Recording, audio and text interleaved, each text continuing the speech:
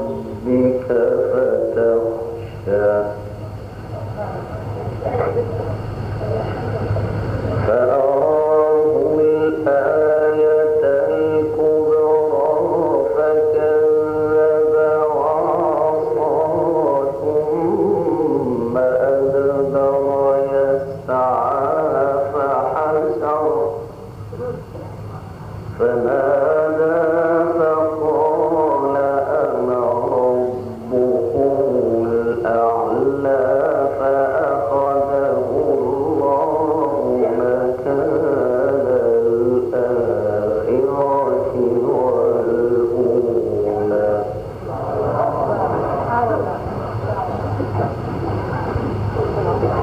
إن في ذلك لعبرة لمن يخشى أأنتم أشد خلقا أم السماء بناها رفع سمكها فسواها وأغطش ليلها وأخرج ضحاها والأرض بعد ذلك دحاها أخرج منها ماءها ومرعاها والجبال أرساها متاعا لكم ولأنعامكم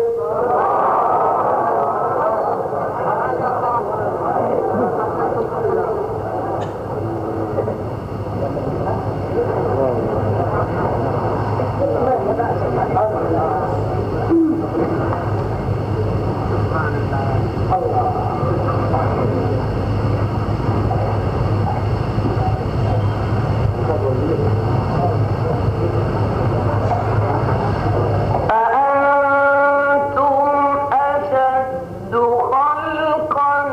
أم السماء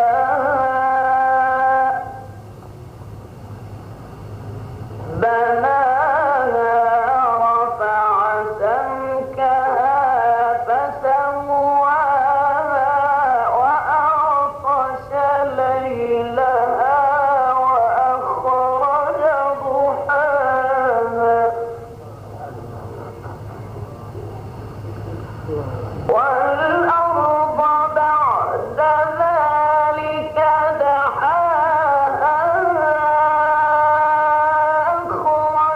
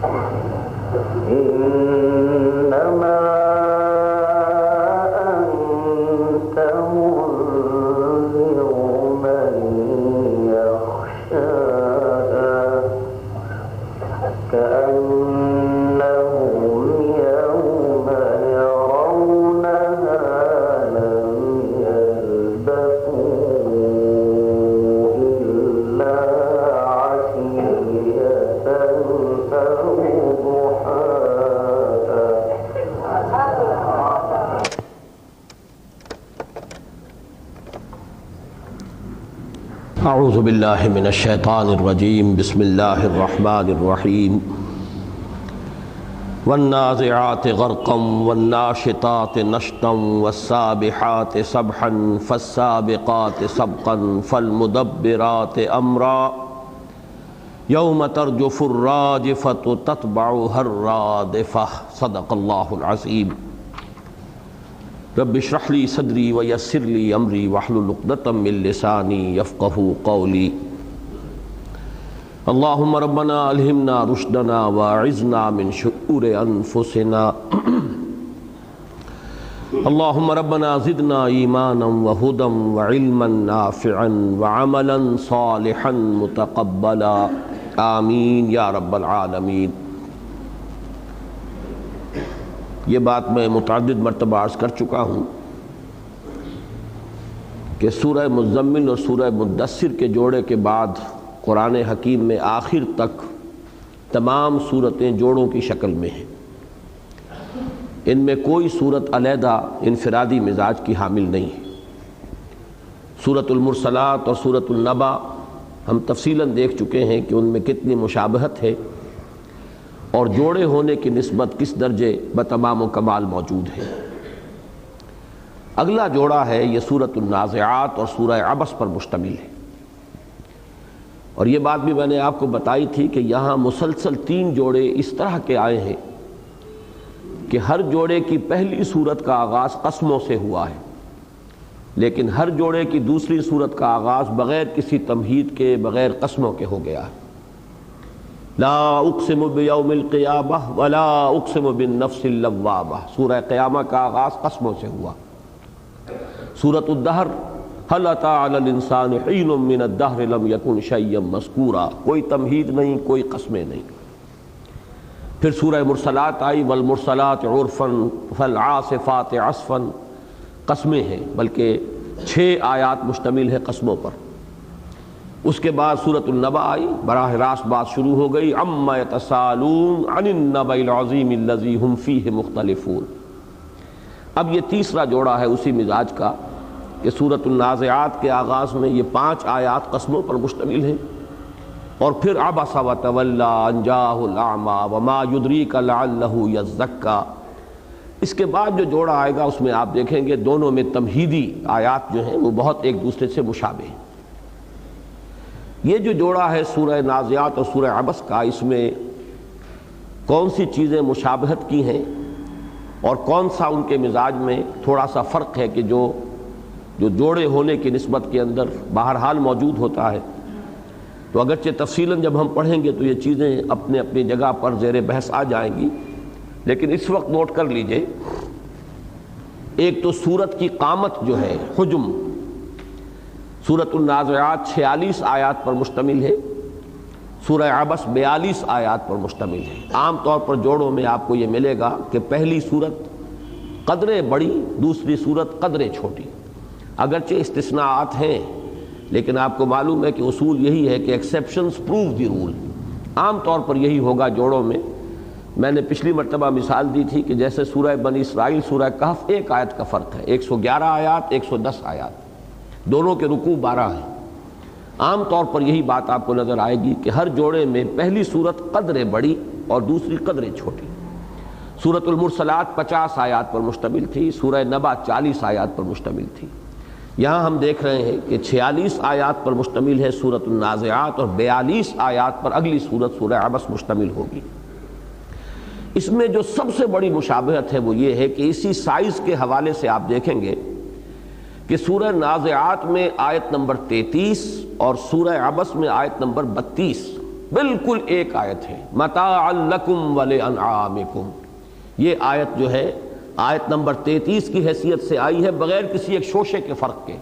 سورہ نازعات میں، اور یہی متاعا لکم ولانعامکم آیت نمبر 32 یہ آپ کو سورہ عبس میں ملے گی۔ پھر ان دونوں کے بعد فَإِذَا جَاءَتِ الطَّامَّةُ الْكُبْرَى، اور اگلی صورت میں سورہ عبس میں فَإِذَا جَاءَتِ الصَّاخَّةُ۔ اب یہ بھی جو مشابہت ہے کہ ان دونوں صورتوں میں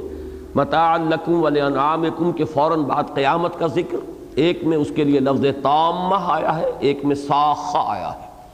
تامہ وہ مصیبت ہے کہ جو پھیل جائے، مستولی ہو جائے، چھا جائے، غالب ہو جائے، اور صاخہ ایک ایسی آواز کو کہتے ہیں کہ جن سے کان پھٹ جائیں۔ تو یہ قیامت کے لیے، ساعہ کے لیے، یہ الفاظ جو ہیں قرآن مجید میں مختلف مواقع پر مختلف آئے ہیں، لیکن یہ ہے کہ یہاں آپ دیکھ رہے ہیں کہ ان میں ایک صوتی آہنگ بھی ہے، ان میں مشابہت بھی ہے، پھر یہ کہ سابق آیت جو بالکل بعین ہی انہی الفاظ میں آئی ہے اس کے فوراً بعد یہ آئے ہیں۔ ایک آخری چیز یہ نوٹ کر لیجئے کہ اس سے پہلے ہم نے جو 2 سورتوں پر مشتمل جوڑے کا مطالعہ کیا ہے، سورہ مرسلات اور سورہ نبا، ان دونوں میں شروع سے آخر تک مضمون ایک ہی ہے، اور وہ ہے آخرت، قیامت، جنت، دوزخ، وقوع قیامت پر دلائل، اللہ تعالیٰ کی صفات کا، اللہ تعالیٰ کی صناعی کا، اللہ تعالیٰ کی قدرت کا اگر ذکر ہے اسی حوالے سے کہ تم بعید سمجھ رہے ہو مرنے کے بعد جی اٹھنے کو، حالانکہ وہ ہستی جو ہر شے پر قادر ہے، جس نے یہ سب کچھ بنایا ہے، سورج بھی اور چاند بھی اور زمین بھی اور آسمان بھی، یہ تمام جو مظاہر قدرت اور مظاہر فطرت ہیں، ان کو اس حوالے سے کہ اس سے ثابت ہوتا ہے کہ جو ہستی اس کائنات کی خالق ہے اس کے لیے ہرگز مشکل نہیں ہے کہ وہ تمہیں دوبارہ پیدا کر سکے اور مردہ کو زندہ کر سکے۔ دونوں صورتوں میں سے صرف مرسلات میں تو آپ کو ملا بھی ہے کہ رسالت کا ذکر ہے، وَإِذَا الرُّسُلُ أُقِّتَتْ لِأَيِّ يَوْمٍ أُجِّلَتْ لِيَوْمِ الْفَصْلِ، لیکن سورہ نبا تو خاص آپ کو نظر آئے گی کہ شروع سے آخر تک نہ اس میں کہیں توحید یا شرک کا مضمون آیا ہے اور نہ رسالت کا مضمون ہے۔ پوری صورت جو ہے وہ صرف جو ہمارا ایمان بالمعاد یا ایمان بالآخرہ ہے اسی پر مشتمل ہے۔ البتہ اس جوڑے میں آپ دیکھیں گے کہ رسالت کا مضمون دونوں میں آئے گا۔ سورہ نازعات میں حضرت موسیٰ علیہ السلام کا معاملہ جو فرعون کے ساتھ ہوا اور اس کی ایک تفصیل آئی ہے، اگرچہ یعنی اس صورت کے اعتبار سے تفصیل کہہ رہا ہوں، اگرچہ ہے تو اپنی جگہ پر نہایت اجمالاً کل 12 آیات میں وہ پورا معاملہ بیان ہو گیا ہے جو قرآن مجید میں پوری صورتوں میں آیا ہے۔ اب سورہ طٰہٰ کا اکثر و بیشتر حصہ اسی پر مشتمل ہے، سورہ شعراء میں کتنا مفصل بیان آیا ہے، لیکن یہ کہ یہاں چھوٹی 12 آیات میں ان کا خلاصہ آ گیا۔ اس کے مقابلے میں سورہ عبس میں حضور صلی اللہ علیہ وسلم اور سرداران قریش کا معاملہ ہے۔ بظاہر تو ذکر ہوا ہے حضرت عبداللہ ابن ام مکتوم کے واقعے کا، لیکن یہ کہ اس کے پس منظر میں یہی بات تھی کہ حضور وہ جو فرائض قریش تھے ان کی رعایت فرما رہے تھے، ان کی طرف توجہ کر رہے تھے، اور اس میں در حقیقت ایک بے توجہی ہو گئی غیر ارادی طور پر حضرت عبداللہ ابن ام مکتوم سے۔ تو معاملہ وہی ہے، فرعون هذه الامہ، جیسے کہ حضور صلی اللہ علیہ وسلم نے ابو جہل کے بارے میں فرمایا تھا۔ میدان بدر میں جب آپ گئے ہیں، اس کی لاش کی دیکھی ہے، تو آپ نے فرمایا ھذا فرعون هذه الامہ، یہ اس امت کا فرعون ہے۔ تو گویا کہ فرائض قریش بھی تھے کہ جن سے حضور صلی اللہ علیہ وسلم کو واسطہ پیش آیا، اور ان کی طرف آپ کو بہرحال التفات کرنا پڑتا تھا، جیسے کہ حضرت موسیٰ علیہ السلام نے جا کر فرعون کے دربار میں دعوت پیش کی ہے اور مسلسل اس کے ساتھ ایک کشاکش کی شکل رہی ہے۔ تو ان دونوں صورتوں میں ایک اور قدر مشترک یہ نوٹ کر لیجئے کہ دونوں میں رسالت کا ذکر، جلیل القدر رسولوں کا ذکر، اولو العزم من الرسل کا ذکر، لیکن پھر وہی نسبت کہ دو چیزیں مل کر مکمل کرتی ہیں۔ تو ذہن میں لائیے سورہ مزمل کی اس آیت کو، انا ارسلنا الیکم رسولا شاہدا علیکم کما ارسلنا الی فرعون رسولا۔ تو گویا کہ شروع میں سب سے زیادہ نمایاں جو کیا گیا ہے قرآن مجید میں وہ حضرت موسیٰ علیہ السلام کی رسالت کو، اس لیے کہ ظاہر بات ہے کہ ان کا تذکرہ بہت تھا عرب میں موجود، یہود آباد تھے، نصارہ آباد تھے، اور ان کا وہ ذکر کرتے تھے، اور ان کے ساتھ جو بھی کچھ پیش آیا مصر میں حضرت موسیٰ علیہ السلام کے اسی کے مشابہ حالات تھے کہ جو حضور صلی اللہ علیہ وسلم کو مکے میں درپیش تھے۔ اس اعتبار سے یہ نسبت زوجیت میں اس کو بھی نوٹ کر لیجیے۔ اب اس کے بعد ہم آ رہے ہیں اس سورہ مبارکہ کی شروع کی جو 5 آیات ہیں کہ جو قسموں پر مشتمل ہیں۔ والنازعات غرقا لفظی ترجمہ کر لیجئے، قسم ہے ان ہستیوں کی یا ان چیزوں کی، اور دوسرا ترجمہ ہوگا گواہ ہے وہ ہستیاں یا وہ چیزیں، میں بعد میں تفصیل کروں گا، جو کھینچ لیتی ہیں ڈوب کر یا شدت کے ساتھ۔ والناشطات نشطا، نشط کے معنی کھینچ لینا ہے آسانی سے، ہلکے سے، آسانی سے، سہولت سے، اور اس کے دوسرے معنی ہے کھول دینا کسی شے کو۔ والناشطات نشطا، اور قسم ہے ان ہستیوں کی یا وہ چیزیں، ان چیزوں کی، یا گواہ ہیں وہ ہستیاں یا وہ چیزیں کہ جو کھول دیتی ہیں سہولت کے ساتھ۔ والسابحات سبحا، اور قسم ہے ان چیزوں یا ہستیوں کی جو تیرتی ہیں جیسے کہ تیرا جاتا ہے۔ فالسابقات سبقا، پھر وہ آگے بڑھتی ہیں جیسے کہ آگے بڑھا جاتا ہے۔ فالمدبرات امرا، پھر وہ تدبیر کرتی ہیں امر کی یا تدبیر کرتی ہیں امر سے۔ یہ دونوں احتمالات جو ہیں وہ بعد میں میں تفصیل سے بیان کروں گا کہ ان میں کیا فرق ہے۔ یہ چوتھی صورت ہے قرآن مجید میں کہ جس کا آغاز اس انداز میں ہوا ہے۔ سورہ مرسلات کے شروع میں جب ہم وہ پڑھ رہے تھے، مطالعہ کر رہے تھے سورہ مرسلات کا، تو میں نے کچھ تفاصیل نوٹ کرا دی تھی کہ 5 صورتیں ہیں قرآن مجید میں کہ جن میں فواتح یعنی افتتاحی یا ابتدائی آیات کی مشابہت ہے۔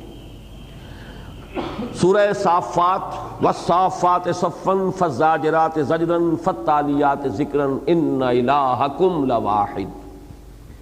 دوسری صورت سورہ زاریات، والزاریات ذروا فالحاملات وقرا فالجاریات یسرا فالمقسمات امرا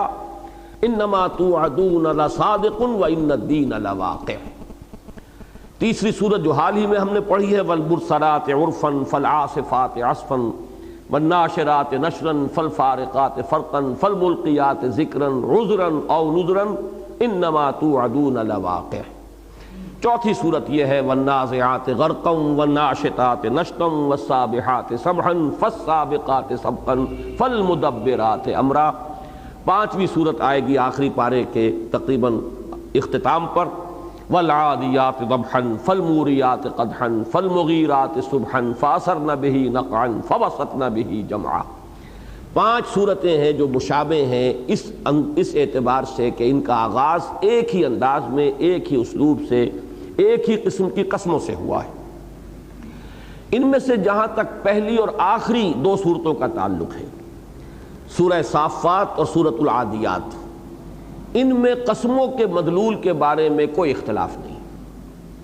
سورہ صافات میں مراد فرشتے ہیں، اور اس کی وجہ یہ ہے کہ خود اسی صورت کے اندر اس کی وضاحت آ گئی ہے، وَمَا مِنَّا إِلَّا لَهُ مَقَامٌ مَعْلُومٌ وَإِنَّا لَنَحْنُ الصَّافُّونَ وَإِنَّا لَنَحْنُ الْمُسَبِّحُونَ۔ تو اس سے بالکل اب اختلاف کی گنجائش نہیں رہی کہ فرشتوں کی قسمیں کھائی گئی ہیں یا فرشتوں کی گواہی پیش کی گئی ہے۔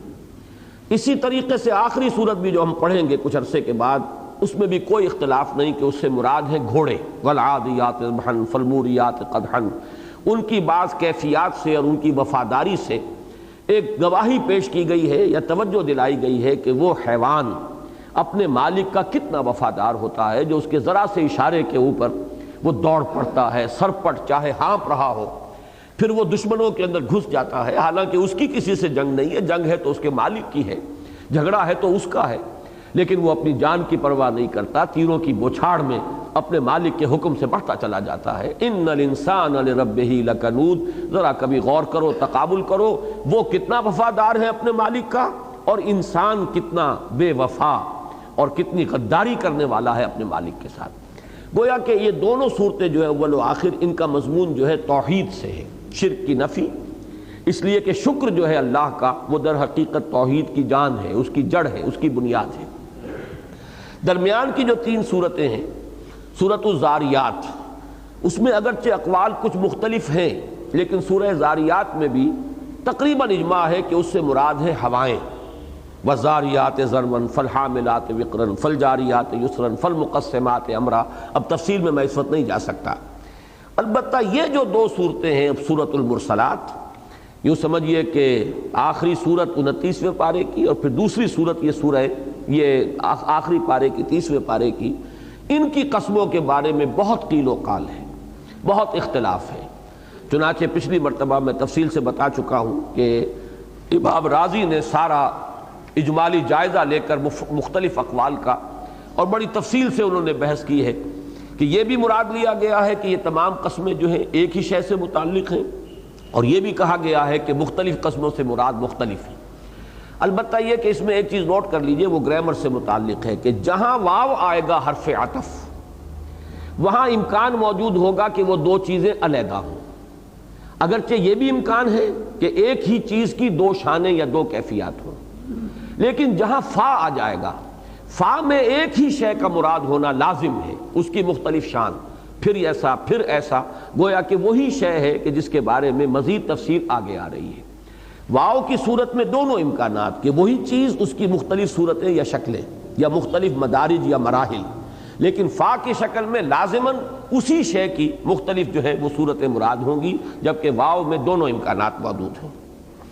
اب یہ جو یہاں کی جو قسمیں ہیں ان کے بارے میں جو مختلف اقوال ہیں وہ میں آپ کو بتا رہا ہوں۔ ایک تو یہ ہے کہ اس کے بارے میں زیادہ رجحان ہے اکثر مفسرین کا، اور جو تابعین میں سے جو حضرات کے فن تفسیر اور علم تفسیر میں خصوصی مقام اور مرتبہ کے حامل ہیں، ان کی رائے یہ ہے کہ یہ ایک ہی شے کی مختلف قسمیں ہیں، والنازعات غرقا والناشطات نشطا والسابحات سبحا فالسابقات سبقا فالمدبرات امرا۔ اور سب سے زیادہ قول جس پر کہ تقریباً اجماع ہے، بہت سے اقوال ہیں لیکن یہ کہ کثرت کے ساتھ جس رائے کے بارے میں کہ اتفاق ہو گیا وہ یہ کہ یہ سب مراد ہے فرشتے۔ مولانا امین احسن اصلاحی صاحب کا مزاج میں نے اس سے پہلے بھی آپ سے عرض کیا ہے کہ وہ کچھ ایک مزاج ہے ان کا کہ جہاں بھی ممکن ہو تو جو مرئی یہ عالم ہے، عالم مرئی، عالم مادی اور مظاہر قدرت، مظاہر فطرت جو ہماری نگاہوں کے سامنے ہیں، جہاں کہیں بھی ان کو مراد لیا جا سکے، ان کا ذوق یہ ہے کہ ان کا رجحان اسی کی طرف ہوتا ہے۔ لہذا سورہ زاریات کی طرح اور سورہ مرسلات کی طرح یہاں بھی ان کی رائے یہ ہے کہ والنازعات غرقا سے مراد بھی ہوائیں ہیں، وہ تیز و تند ہوائیں کہ جو جڑوں کو، جو درختوں کو جڑ سے اکھیڑ لیتی ہیں، آندھی جو آتی ہے، عاصفات، ایسی آندھی جیسے کہ قرآن مجید میں ذکر بھی ہے کہ انا ارسلنا علیہم ریحا صرصرا فی یوم نحس مستمر تنزع الناس کانہم اعجاز نخل منقعر۔ سورہ قمر میں نقشہ کھینچا گیا ہے کہ قوم عاد کو جو تباہ کیا گیا تھا تو ایک باد سرسر، ایک ایسی ہوا، ایک ایسی زبردست آندھی، ایک ایسا جھکڑ ان کے اوپر کئی دنوں تک، 7 لیال و 8 ایام حسوما فطر القوم فیہا سرعا، کہ اس نے جس طریقے سے کہ جڑوں سے کسی درخت کو، کھجوروں کے تنوں کو کھینچ لیا جائے، اسی طریقے سے وہ قوم عاد جو ہے، چونکہ طویل القامت قوم تھی، وہ ان میں قد بہت ہوتے تھے، تو وہ پھر ایسے گرے ہوئے تھے کہ جیسے زمین پر کھجور کے تنے جو ہیں وہ اکھاڑ کر گرا دیے گئے۔ تو ان کی رائے تو یہ ہے کہ یہ یہاں پر مراد ہوائیں ہیں، والنازعات غرقا والناشطات نشطا والسابحات سبحا۔ سابحات سے مراد وہ لیتے ہیں وہ بادل ہیں کہ جو تیر رہے ہیں فضا کے اندر، اور پھر ظاہر بات ہے کہ انہی بادلوں کے حوالے سے پھر یہ کہ کہیں وہ اللہ تعالیٰ کی رحمت بن کر بارش نازل ہوتی ہے جو ان کے لیے خیر، برکت، ہر طرح کا جو ہے ان کے لیے خوشخبری لے کر آتی ہے، کہیں وہی بارش جو ہے طوفان کی شکل اختیار کر لیتی ہے اور تباہی لے آتی ہے۔ تو فالمدبرات امرا، یہ تدبیر امر ہے کہ جو ان ہواؤں کے ذریعے سے اللہ تعالیٰ فرماتا ہے، ان ہواؤں کو گویا کہ کہا جا رہا ہے کہ وہ اللہ کے حکم کی تدبیر کرتی ہیں۔ یہ ہے مولانا اصلاحی صاحب کی رائے۔ لیکن یہ کہ اکثر مفسرین کا جو اجماع ہے، اب وہ میں عرض کر رہا ہوں، والنازعات غرقا، مراد لیے گئے وہ فرشتے جو انسانی جسم کے اندر غوطہ لگا کر، گھس کر، جیسے کہ پانی میں غوطہ لگایا جاتا ہے ایسے ہی فرشتے اندر گھستے ہیں اور جان کھینچ لیتے ہیں۔ نزع کا لفظ جو ہے، عالم نزع، یہ تو عام مستعمل ہے، جان کھینچ لینے والے، یعنی قسم ہے ان فرشتوں کی یا شاہد ہیں وہ فرشتے جو کھینچ لیتے ہیں جانیں پوری شدت کے ساتھ۔ غرق اور اغراق کے معنی ایک تو وہ ہے جو ابھی میں نے کی ہے کہ ڈوب کر، کسی شے کے اندر داخل ہو کر، پانی میں غوطہ لگا کر کوئی شے لے آنا، جیسے کہ غوطہ خور جو ہیں وہ پھر موتی نکال لاتے ہیں سمندر کی تہ سے۔ لیکن عربی کا ایک محاورہ بھی ہے، نزع فی القوس فاغرقہ، یا اغرق النازع فی القوس، اس کے معنی یہ ہے کہ کوئی شخص کسی کام کو پوری قوت اور شدت کے ساتھ کرے۔ کوئی تیر انداز ہے، وہ اپنی کمان کو اتنا کھینچ رہا ہے جتنا کہ امکانی حد تک اسے کھینچا جا سکتا ہے، تاکہ تیر جو ہے وہ میکسیمم قوت کے ساتھ اس سے نکلے، تو اس کے لیے بھی لفظ اغراق آتا ہے۔ اور الغرق والاغراق شیء واحد، یہ ایک ہی شے ہے، ان دونوں میں فرق نہیں ہے۔ اس اعتبار سے بلکہ میں آج سوچ رہا تھا کہ ہم بھی اردو میں ایک لفظ استعمال کرتے ہیں محاورے کے طور پر، فلاں شخص جو ہے فلاں کام ڈوب کر کرتا ہے۔ یہ ڈوب کر کرنا گویا کہ اپنے پورے وجود کی ساری صلاحیتوں کو اس کام پر لگا دینا. تو یہ ڈوب کر کسی کام کا کرنا جو ہے تو اس میں معنی پیدا ہوتے ہیں کہ پوری شدت سے، پوری قوت سے. تو مراد یہ لی ہے اکثر مفسرین نے، اس سے مراد وہ فرشتے ہیں جو کافروں کی جانیں نکالتے ہیں نہایت شدت کے ساتھ، قوت کے ساتھ. بعض احادیث میں بھی اصل میں اس کا نقشہ کھینچا گیا ہے کہ ایک کافر کی جان جو ہے ایسے نکلتی ہے کہ جیسے سیخ پر سے کباب کو کھینچا جائے، یا جیسے کوئی خاردار چیز کے اوپر سے کسی چیز کو گھسیٹا جا رہا ہو. تو جیسے اس کے اندر ایک ممانعت بھی ہوتی ہے اور رکاوٹ ہوتی ہے، پھر شدت ہے، زور لگانا پڑتا ہے. تو یوں سمجھیے کہ کافروں کی جانیں اس طریقے سے ان کے مادی وجود میں پیوست ہوتی ہیں اور ان پر اس درجے ان کے مادی اور نفسانی خواہشات کا غلبہ ہوتا ہے کہ ان کی جانیں آسانی سے اپنی جڑیں نہیں چھوڑتی. جیسے کہ وہ درخت ہے کہ جو زمین میں بڑی مضبوط جڑ کے ساتھ قائم ہے تو اسے کھینچنے کے لیے بڑی قوت درکار ہوگی. اسی طرح کافر جو ہے، اور کافر سے مراد اب یہاں پر صرف آپ ایک قانونی اعتبار سے کافر نہیں بلکہ حقیقی معنی میں جو خدا کو بھولے ہوئے ہے، آخرت کو بھولے ہوئے ہے، دنیا میں غرق ہے، خواہشات میں پوری طریقے سے ڈوبا ہوا ہے، اس کے دل میں محبتیں جو ہیں وہ انہی چیزوں کی، انہی اشیاء کی، علائق دنیاوی کی، یہی محبتیں ہیں کہ جو اس کو جکڑے ہوئے ہیں. تو اب ایسے شخص کی جب جان نکلتی ہے تو بڑی شدت سے نکلتی ہے اور جیسے کہ خاردار تار کے اوپر کسی شے کو گھسیٹا جا رہا ہو. تو یہ مفہوم لیا گیا ہے وَالنَّازِعَاتِ غَرْقًا. گواہ ہیں وہ فرشتے جو کھینچتے ہیں کافروں کی جانوں کو ڈوب کر، غوطہ لگا کر، یا پوری شدت کے ساتھ. وَالنَّاشِطَاتِ نَشْطًا. نشط کے دو معنی میں نے جیسا کہ ترجمہ کرتے ہوئے عرض کیا تھا. نشط کے معنی بھی ہے کسی شے کو آسانی سے کھینچ لینا، بڑی آہستگی سے، جس میں کہیں کوئی رکاوٹ نہ ہو، بڑی آسانی سے کوئی چیز جو ہے وہ آپ نے کھینچ لی. یہ لفظ آتا ہے کہ کنویں سے آسانی کے ساتھ ڈول کو گھسیٹ لیا، ڈول کو کھینچ لیا. اس کے لیے بھی لفظ نشط آتا ہے عربی میں. یہ میں عرض کر چکا ہوں ان صورتوں میں لغت کے مسائل بڑے ٹیڑھے ہیں، اس لیے کہ بہت سے الفاظ ایسے بھی آپ کو ملیں گے ان صورتوں میں جو قرآن مجید میں بس ایک ہی مرتبہ استعمال ہوئے. مثلا اسی صورت میں ساحرہ کا لفظ آیا، صرف ایک مرتبہ استعمال ہوا. تامہ کا لفظ آیا، تامۃ الکبریٰ، پورے قرآن میں ایک ہی مرتبہ آیا. اب اس کے لیے جو مفسرین ہیں بڑی انہیں محنت کرنی پڑی ہے لغت کا، اور پھر شاعری جو جاہلی شاعری ہے اس کا حوالہ، اس سے سمجھنا کہ اس سے اصل میں اہل عرب کیا مراد لیتے تھے. تو نشط کے معنی جو ہے دو ہیں. ایک تو کھول دینا، اسی سے وہ لفظ ہے جو ہماری زبان میں مستعمل ہے. طبیعت نشاط میں ہے، اس وقت نشاط کی کیفیت ہے، طبیعت کھلی ہوئی ہے، انشراح ہے، کوئی قبض نہیں ہے، کوئی الجھن نہیں ہے، کوئی کانفلکٹ نہیں ہے. طبیعت جو آپ کہتے ہیں اس وقت تو قبض کی کیفیت ہے، اس وقت جس طرح بسط کہتے ہیں اسی طرح نشط کی کیفیت، نشاط کی کیفیت. اور وہ جو حدیث ہے جسے ہم نے اختیار کیا ہے، اور وہ در حقیقت بیعت عقبہ ثانیہ کی حدیث ہے کہ جن الفاظ میں حضور نے بیعت لی تھی اسی کو ہم نے تنظیم اسلامی میں اختیار کیا ہے کہ بایعنا رسول اللہ صلی اللہ علیہ وسلم علی السمع والطاعۃ فی العسر والیسر والمنشط والمکرہ. اب منشط کے معنی کیا ہے؟ ایسی کیفیت جس میں طبیعت میں آمادگی ہے، ہلکی طبیعت ہے. آپ کو کوئی حکم کوئی دیا جا رہا ہے، کوئی کام کرنے کو کہا جا رہا ہے تو آپ کی طبیعت جو ہے بڑے نشاط کے ساتھ پوری طرح چاق و چوبند ہو کر آپ اس پر عمل کر رہے ہیں. تو یہ دونوں معنی ہیں.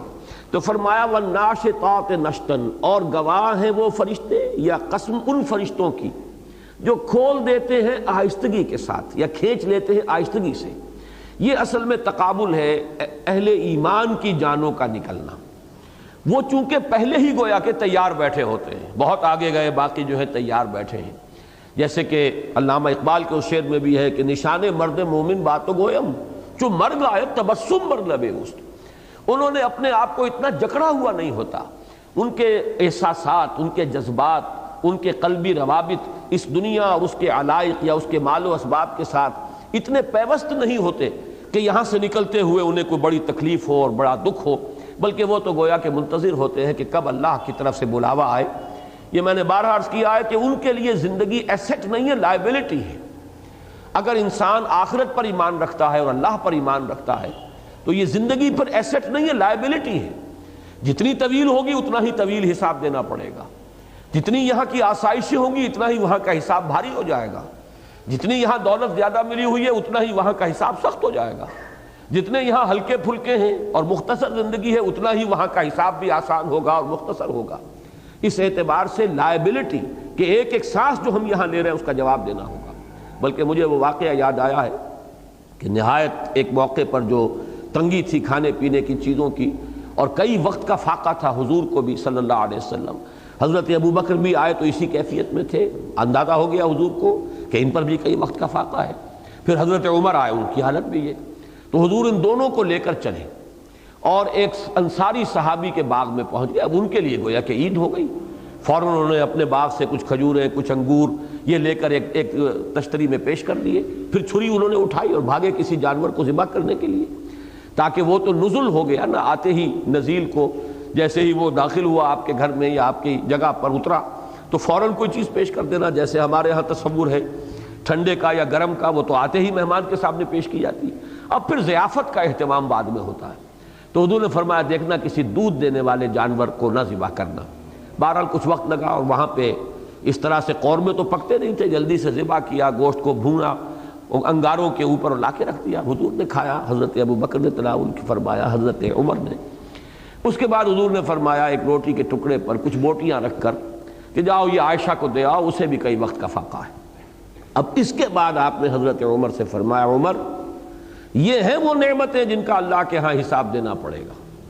یعنی اس کیفیت میں بھی جو کچھ کھانے کو مل گیا ہے تو یاد رکھو کہ اس کا بھی حساب، you have to account for it, اس کا جواب دہی کرنی پڑے گی کہ یہ نعمت جو ملی تھی اس سے جو قوت حاصل ہوئی وہ قوت کہاں صرف ہوئی،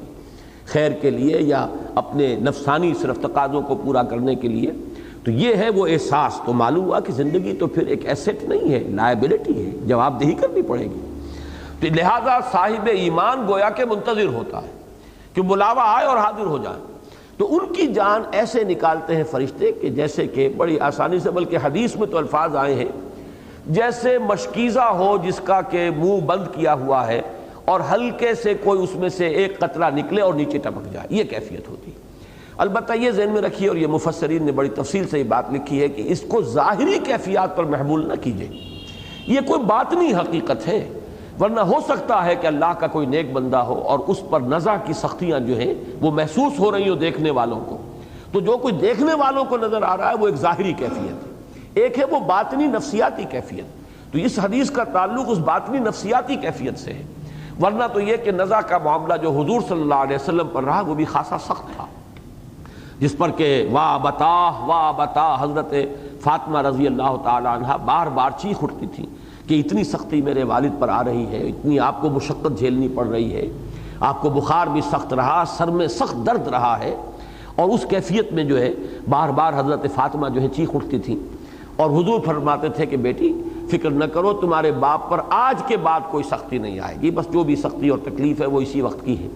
تو یہ ہے ایک ظاہری معاملہ، یہ ایک باطنی کیفیت ہے کہ جان اندر سے جب کھلتی ہے گرہ، جو آخری مرحلہ ہوگا اس جان کو اس مادی جسم سے چھڑانے کا، اس کی کوئی کیفیت ہے کہ جو صرف اسی کو محسوس ہو سکتی ہے کہ جس کے ساتھ وہ معاملہ ہو رہا ہے، وہ باہر دیکھنے والوں کو نظر نہیں آئے گا۔ بہرحال ان دونوں قسموں کا یہ مفہوم ہے جو اکثر و بیشتر مفسرین نے لیا ہے، اور میں اسی کو آپ کے سامنے بیان کر رہا ہوں تفصیل کے ساتھ۔ وَالنَّازِعَاتِ غَرْقًا وَالنَّاشِطَاتِ نَشْطًا، اب یہاں تو چونکہ واو ہے، کیونکہ یہ ایک ہی شے نہیں ہے، بلکہ یہ کہ وہ کافروں کی جان نکالنے کا معاملہ ہے اور یہ اہل ایمان کی جان نکالنے کا معاملہ ہے، یہ دو مختلف شکلیں ہیں، لہذا درمیان میں واو آیا ہے۔ وَالسَّابِحَاتِ سَبْحًا، اور گواہ ہیں یا قسم ہے ان کی کہ جو تیرتے ہیں جیسے کہ تیرا جاتا ہے۔ یہ جو رائے میں اس وقت تفصیل سے عرض کر رہا ہوں اس کی روح سے اس سے بھی مراد فرشتے ہیں، البتہ دونوں رائے موجود ہیں کہ یہ انہی فرشتوں کے بارے میں کہا جا رہا ہے کہ وہ جان لے کر پھر تیرتے ہوئے چلتے ہیں آسمان کی طرف۔ یہ سابحات سبحن فرشتوں کے لیے ہے کہ اس طرح سہولت کے ساتھ تیرتے ہوئے فضا میں خلا میں اور وہ آسمان کی طرف پرواز کرتے ہیں، اور ایک یہ بھی ہے کہ یہ عام ہے فرشتوں کے لیے، فرشتے اس فضا اور خلا کے اندر اللہ تعالیٰ کے احکام کی تدبیر کے لیے اسی طریقے سے جیسے بڑی آہستگی کے ساتھ، اسی لیے عرب جو ہے وہ گھوڑا جو بہت ہی اعلیٰ ہو، عمدہ ہو، جس کی چال بھی بہت اچھی ہو، وہ جو گویا کہ اپنے سوار کو محسوس ہی نہ ہونے دے، تو اس کے لیے وہ کہتے ہیں کہ یہ سابح ہے، یہ تو تیرتا ہے، یسبح، یہ گھوڑا جو ہے بہت اعلیٰ، یہ تو ایسے چلتا ہے جیسے کہ پانی میں کوئی شے تیر رہی ہو، اس سے اندازہ نہیں ہوتا اس کے اوپر بیٹھنے والے کو کہ اسے کچھ دھکے لگ رہے ہوں اور کچھ جھٹکے محسوس ہو رہے ہوں۔ تو یہاں پہ دونوں مراد ہیں عام فرشتے جو احکام خداوندی کے جو بھی تدبیر ہے جیسے کہ آگے آ رہا اس کے لیے اس فضا میں اس خلا میں ہر وقت تیرتے پھرتے ہیں۔ جیسا کہ میں نے بار عرض کیا ہے، یہ حدیث بہت عرصے سے اب بیان میں نہیں آئی ہے کہ ہم یہاں بیٹھے ہیں، یہ مسجد ہے، اللہ کا گھر ہے، اور اس میں ہم قرآن مجید کا مطالعہ کر رہے ہیں، سمجھا رہے ہیں، تو اس کے بارے میں آیا حدیث میں مجتمع قوم فی بیت من بیوت اللہ، کبھی نہیں جمع ہوتے کوئی لوگ اللہ کے گھروں میں سے کسی گھر میں، یتلون کتاب اللہ ویتدارسونہ بینہم، کہ وہ اللہ کی کتاب پڑھ رہے ہوں اور آپس میں اس کو سمجھا رہے ہوں، الا غشیتہم الرحمہ ونزلت علیہم السکینہ، اللہ تعالیٰ کی سکینت ان کو ڈھانپ لیتی ہے، رحمت نازل ہوتی ہے، وحفتہم الملائکہ، اور فرشتے ان کے گرد گھیرا ڈال لیتے ہیں، گھیرے میں لے لیتے ہیں۔ تو نظر تو نہیں آتے فرشتے، لیکن یہ کہ اس وقت فرشتے موجود ہیں جنہوں نے گھیرا کیا ہوا ہے ہمارا۔ اور پھر اس حدیث کا آخری لفظ یہ ہے وَذَكَرَهُمُ اللَّهُ فِي مَنْ عِنْدَهُ، اور اللہ اپنے ان بندوں کا ذکر کرتا ہے اپنی محفل میں، ملائے اعلیٰ ملائکہ مقربین کی محفل میں، کہ دیکھو میرے بندے اس وقت اپنے سارے کام کاج چھوڑ کر اور میرے کلام کو سمجھنے کے لیے اور سمجھانے کے لیے میرے گھروں میں سے ایک گھر میں جمع ہیں۔ تو یہ ہے فرشتوں کا وہ معاملہ، یہ غیر مرئی مخلوق ہے، نورانی مخلوق ہے، اللہ کے احکام کی تنفیذ میں ہر آن۔ وما یعلم جنود ربک الا ھو، ہم تو جانتے ہی نہیں کتنے ان کی تعداد ہے، لا تعداد۔ البتہ یہ کہ ان کے بارے میں ہمیں زیادہ تفاصیل اور نہیں بتائی گئی سوائے اس کے کہ وہ اپنے ارادے اور اختیار سے کچھ نہیں کرتے، یفعلون ما یؤمرون، جو حکم ملتا ہے اسی کو بجا لاتے ہیں۔ اور در حقیقت انہی کا تصور ہے جو بگڑ کر دیویوں اور دیوتاؤں کی شکل میں ڈھل گیا ہے۔ اسی میں ذرا سا انہیں یہ مغالطہ ہو گیا کہ جب وہ اللہ تعالیٰ کے احکام کی تنفیذ کرتے ہیں تو انہیں کوئی اختیار بھی حاصل ہوگا، جب وہ مقربین ہیں، نورانی مخلوق ہیں، تو انہیں کچھ شفاعت کا حق بھی حاصل ہوگا، وہ کچھ سفارشیں بھی کر سکیں گے۔ اس اعتبار سے اب ان کو پھر معبود بنا کر اور ان کو بھی چھوٹے آلہہ قرار دے کر دیویاں اور دیوتا بنا کر پوجا گیا ہے دنیا میں۔ لیکن یہ کہ فرشتوں کے بارے میں ہمارا ایمان وہ ہے کہ وہ نورانی مخلوق ہیں، مقربین بارگاہ ہیں، ان کے بہت سے درجات ہیں، تنفیذ احکام الہی کا کام وہی کرتے ہیں، لیکن یہ کہ ان کا کوئی اختیار نہیں ہے، یفعلون ما یؤمرون، جو حکم ملتا ہے وہی کرتے ہیں۔ اب اس کے بعد دیکھیے یہاں اب فا سے جوڑا جا رہا ہے، والسابحات سبحا فالسابقات سبقا فالمدبرات امرا۔ سابقات میں اب انہی فرشتوں کی یہ کیفیت سامنے آ رہی ہے، آگے دوڑتے ہیں، بڑھتے ہیں۔ یعنی ایک تو احکام خداوندی کی تنفیذ ہم بھی اگر کبھی کرتے ہیں اللہ کے کسی حکم پر عمل، تو ایک تو کیفیت ہوتی ہے کہ بڑے یعنی بے دلی کے ساتھ، بڑے کسل کے ساتھ، یاتون الصلاۃ الا کسالى جیسے کہ آیا ہے، نہیں وہ منافقین کے بارے میں کہ نہیں نماز پڑھتے، نہیں نماز کی طرف وہ متوجہ ہوتے، مگر کسل کے ساتھ، زبردستی کو، مارے باندھے کو۔ ایک یہ ہے کہ جیسے ہر وقت انسان تیار رہے، جس وقت کا جو حکم ہے اس کے لیے پہلے سے تیار ہے، منتظر ہے۔ یہ کیفیت کہ انسان انتظار میں رہتا ہے کہ اذان کی آواز آئے اور میں متوجہ ہو جاؤں اور چلوں مسجد کی طرف۔ تو یہ ہے وہ کیفیت کہ وہ تو امتثال امر کے لیے، اللہ تعالیٰ کے احکام کی تنفیذ کے لیے، تعمیل کے لیے بڑھتے ہیں ایک دوسرے سے آگے۔ ان میں اگر مسابقت ہے تو اس بات کی ہے، فالسابقات سبقا فالمدبرات امرا، اور پھر وہ اللہ کے جو احکام ہیں ان کی تدبیر کرتے ہیں۔ مدبرات امرن، امرن یہاں پر مفعول ہے، لیکن یہ مفعول بہی بھی ہو سکتا ہے۔ تدبیر کرتے ہیں اللہ کے احکام کی۔ امرن اگرچہ ویسے صورتاً لفظاً تو واحد ہے، لیکن یہ جمع کے معنی دے رہا، تمام احکام خداوندی جو ہے ان کی یہ تنفیذ کرتے ہیں۔ ایک یہ بھی شکل ہے کہ اللہ کے حکم سے تدبیر کرتے ہیں، حکم خداوندی کی بنیاد پر، یہ گویا کہ مفعول لہو ہو جائے گا کہ یہ سبب ہے ان کی تدبیر کا، کہ اللہ تعالیٰ کی طرف سے جو حکم ملتا ہے اس کے مطابق تدبیر کرتے ہیں۔ وہی بات جو میں عرض کر چکا ہوں کہ لا یعصون اللہ ما امرہم ویفعلون ما یؤمرون، نہیں وہ نافرمانی کرتے اللہ کی کسی بھی شے میں جو بھی انہیں حکم دیا جائے، اور کرتے ہیں وہی کچھ جس کا حکم ملتا ہے۔ تو یہ دونوں ترجمے یہاں ممکن ہیں۔ یہ ہیں وہ 5 قسمیں جس کے بارے میں اب میں آپ کو ایک چند آراء اور بھی ہیں گنوا دیتا ہوں۔ اصل میں یہ الفاظ ایسے ہیں کہ بڑی آسانی سے مختلف چیزوں پر ان کا انطباق ہو سکتا ہے۔ مثلا ابو مسلم اصفہانی جو معتزلہ میں سے ایک بڑے مفسر ہیں، ان کا یہ خیال ہے کہ یہ مجاہدوں کے ہاتھ ہیں، مجاہدوں کے ہاتھ جو ہیں ان کی کیفیات بیان ہو رہی ہیں۔ ایک رائے یہ ہے کہ یہ جہاد کے گھوڑے ہیں، اور اس کا گویا کہ تعلق قائم ہو جائے گا والعادیات ضبحا فالموریات قدحا فالمغیرات صبحا، تو وہاں پر تو اجماع ہے کہ وہاں مراد ہے گھوڑے اور گھوڑے کی وہ کیفیات۔ تو ایک رائے یہ بھی ہے کہ یہاں بھی مراد وہی ہیں۔ مولانا اصلاحی صاحب کی رائے میں آپ کو بتا چکا ہوں، یہ ریاح یعنی ہوائیں ہیں، تیز و تند ہوائیں، ہلکی ہوائیں، آہستہ چلنے والی نرم رو ہوائیں، پھر ان کے ذریعے سے اللہ کی تدبیر امر، اور انہی کے ذریعے سے بادل ہیں جو چل رہے ہیں، تیر رہے ہیں فضا کے اندر، انہوں نے اس پر محمول کیا ہے۔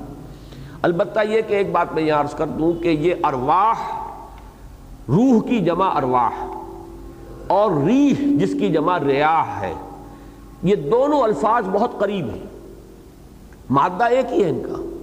واو الف یہ حروف علت ہے جو درمیان میں حرف علت ہے، روح، ریح اور راحت میں الف بن گیا راحت، یہ مادہ ایک ہی ہے۔ جیسے ہوا نظر نہیں آتی، یہ چلتی ہے تو محسوس ہوتی ہے، راحت بھی کوئی شے ایسی نہیں ہے جو دکھائی جا سکے، کوئی مادی شے نہیں ہے، لیکن آدمی کو اس کا احساس ہوتا ہے، مجھے راحت ہے، مجھے خوشی حاصل ہوئی ہے۔ اسی طریقے سے ارواح، روحیں، چاہے وہ انسانوں کی ہو اور چاہے وہ فرشتے بھی تو ارواح ہیں، اس لیے کہ ان کے بارے میں بھی تو یہی لفظ آیا روح القدس، اور مختلف جو فرشتوں کے لیے اور جو وحی کے لیے لفظ آیا ہے روح، یلقی الروح علی امرہ من یشاء، تو ان تمام میں کوئی لمبا چوڑا فرق نہیں ہے، ایک لفظی مماثلت ان میں موجود ہے۔ اور جیسے میں نے پہلے بھی عرض کیا تھا کہ امام رازی نے سورہ مرسلات کی قسموں میں بھی ان کو محمول کیا تھا، ایک رائے ان کی یہ ہے کہ یہ روح کی کیفیات ہیں، سلوک کے دوران مختلف کیفیات ہیں۔ والنازعات غرقا، وہ ارواح کہ جو اپنے اندر سے تمام جو نفسانی میلانات ہیں ان کو کھینچ کر نکال دیتی ہیں، پھر اس کے بعد ایک نشاط کی کیفیت ہوتی ہے، اللہ کی طرف رجوع، انس، والسابحات سبحا، پھر وہ اللہ کی معیت معنوی میں گویا کہ وہ ارواح تیر رہی ہیں، اور پھر فالسابقات سبقا، اب اللہ تعالیٰ کے احکام کے لیے وہ سبقت کرنے والے ہیں آگے بڑھ کر، یہ نہیں کہ وہ احکام انہیں شاخ گزر رہے ہوں، بلکہ وہ تو آگے بڑھ کر قبول کرنے والی ارواح ہیں۔ اور فالمدبرات امرا، پھر ایک مقام وہ بھی آتا ہے جیسا کہ میں نے کئی مرتبہ عرض کیا ہے شاہ ولی اللہ دہلوی رحمۃ اللہ علیہ کے حوالے سے کہ ان کی یہ رائے ہے کہ اولیاء اللہ کی ارواح انتقال کے بعد فرشتوں کے طبقہ اسفل میں شامل ہو جاتی ہیں، تدبیر امر جیسے فرشتے کر رہے ہیں ایسے ہی پھر اولیاء اللہ کی ارواح بھی ان میں شامل ہو کر تدبیر امر میں فالمدبرات امرا، وہ اسی گویا کہ جو کائنات کی سول سروس ہے اس کے اندر ان کی بھی ریکروٹمنٹ ہو جاتی ہے، انلسٹ ہو جاتے ہیں، واللہ عالم۔ بہرحال یہ مختلف الفاظ اور مختلف ان کے مدلولات ہیں جو ان قسموں کے حوالے سے سامنے آئے۔ اگلی بات یہ ہے کہ اس کا مقسم علیہ جو ہے وہ کیا ہے، تو اگرچہ کچھ حضرات نے رائے اور بھی ظاہر کی ہیں لیکن تقریباً اجماع یہ ہے کہ مقسم علیہ یہاں پر محذوف ہے۔ سورہ زاریات میں 2 آیتوں میں مقسم علیہ جس پر قسم کھائی گئی، انما توعدون لصادق وان الدین لواقع، سورہ مرسلات میں ان دونوں کو جمع کر دیا گیا، انما توعدون لواقع، جس چیز کا تمہیں دھمکی دی جا رہی ہے یا جس چیز کی خبر دی جا رہی ہے، جس شے کا وعدہ کیا جا رہا ہے، سورہ زاریات میں تو فرمایا وہ سچی خبر ہے اور جزا و سزا ہو کر رہے گی، واقع ہونے والی ہے، شدنی ہے۔ سورہ مرسلات میں دونوں آیتوں کو ایک میں جمع کر دیا، انما توعدون لواقع، جس چیز کا کہ تمہیں وعدہ دیا جا رہا ہے وہ واقع ہو کر رہے گی، یہاں پر محذوف کر دیا اسے، گویا کہ مراد یہاں پہ یہی ہے کہ لتبعثن، تم لازماً اٹھائے جاؤ گے، یا انما توعدون لصادق وان الدین لواقع، یہاں اسے محذوف کر دیا گیا ہے، اکثر حضرات کی رائے یہی ہے۔ یوم ترجف الراجفہ، جس دن کے کانپے گی کانپنے والی، تتبعها الرادفہ، اس کے پیچھے آئے گی دوسری لگی ہوئی، قلوب یومئذ واجفہ، بہت سے دل ہوں گے اس دن کانپتے ہوئے، لرزتے ہوئے،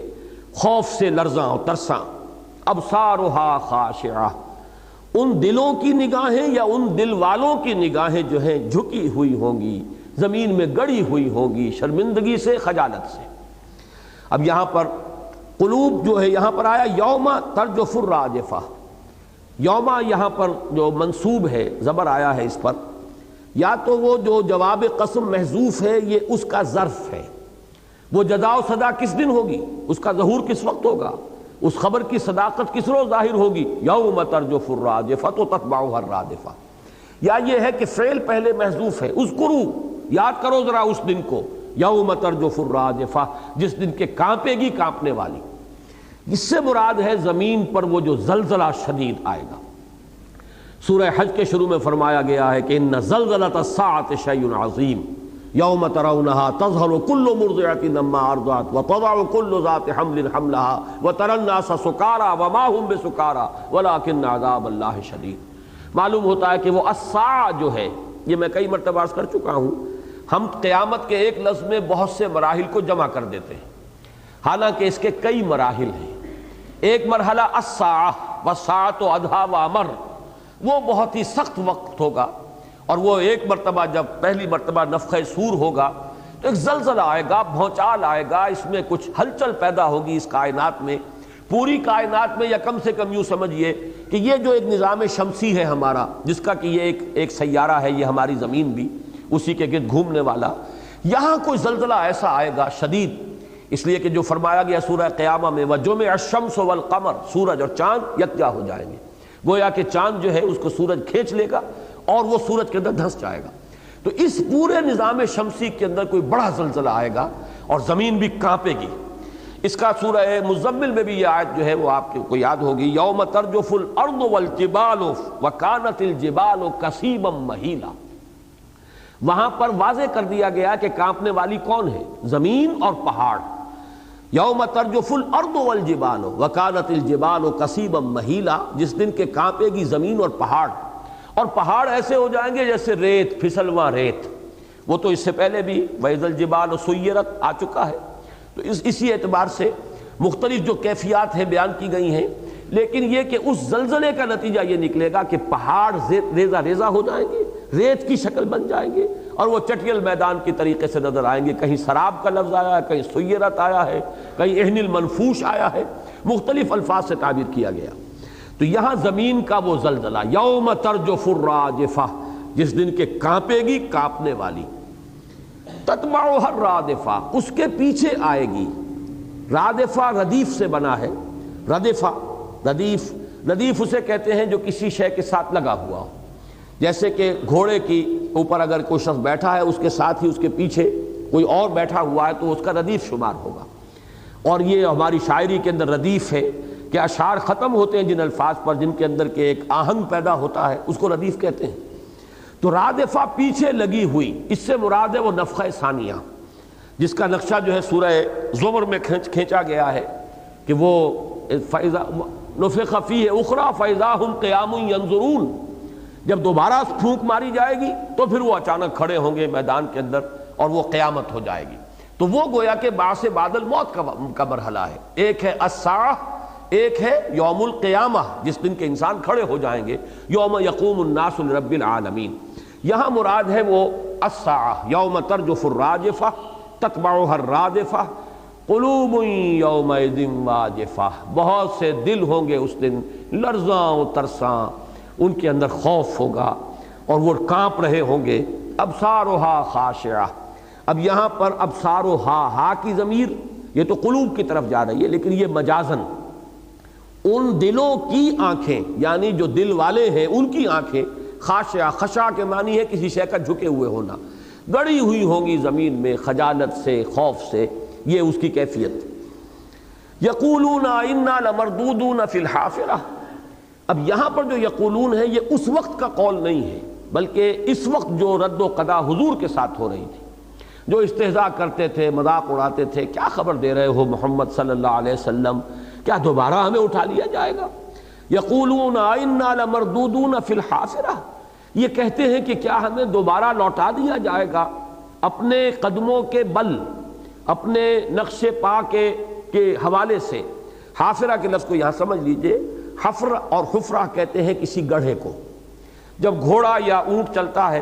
تو اس کے جو پاؤں کے نشان جو ہے زمین میں گڑتے چلے جاتے ہیں،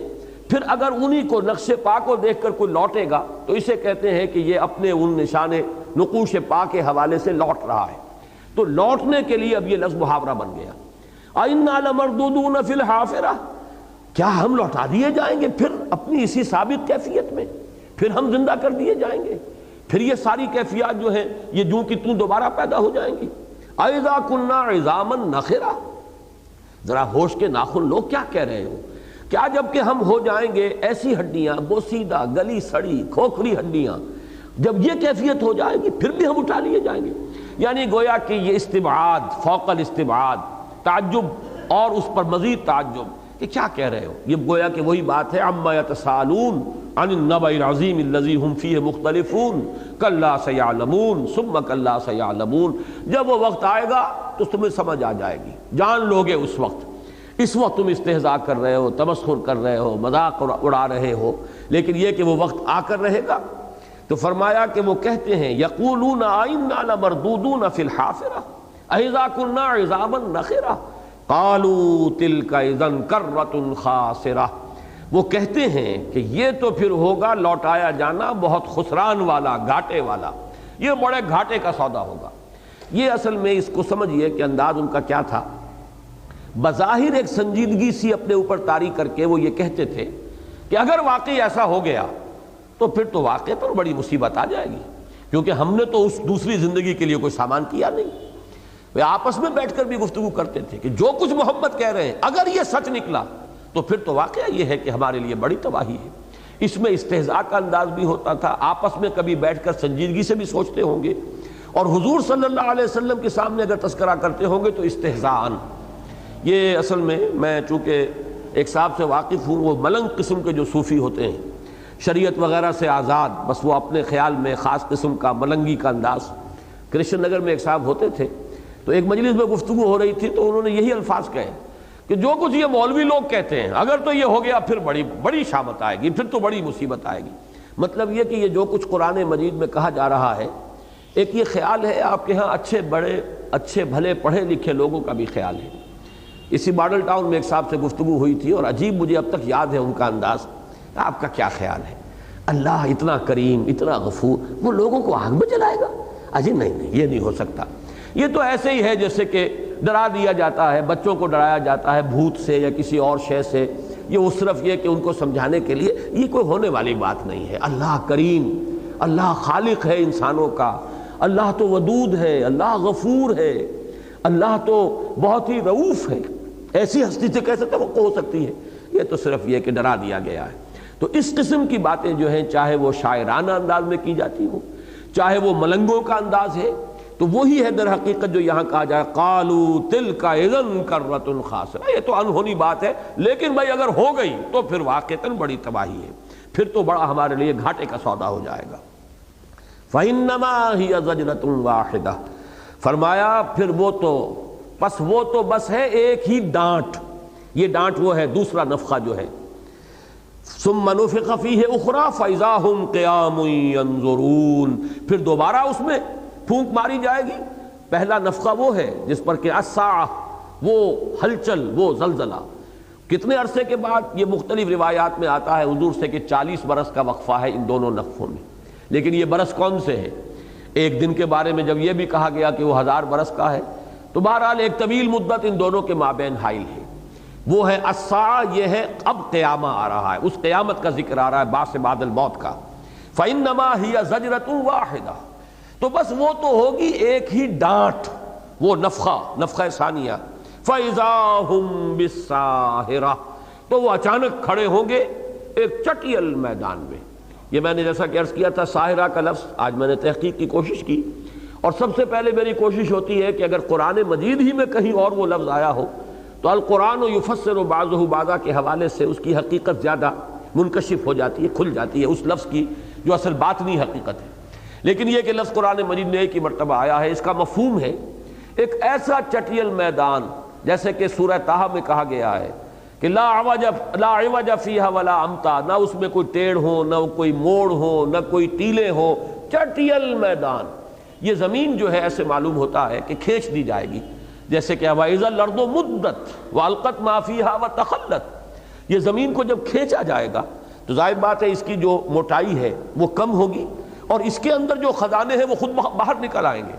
اور یہ انسان جو ان میں دفن ہے، جیسا کہ اس سے پہلے آ چکا ہے کہ وہ تو اسی میں ہے. الم نجعل الارض کفاتا احیاء و امواتا، کیا ہم نے زمین کو نہیں بنا دیا سمیٹ لینے والی، زندوں کو بھی مردوں کو بھی. مردے گئے کہاں؟ اسی زمین کے پیٹ میں دفن ہیں، اور وہ یہاں سے نکل آئیں گے. اذا الارض مدت والقت ما فیہا وتخلت واذنت لربها وحقت. یہ آگے چل کر یہ آیات آئیں گی.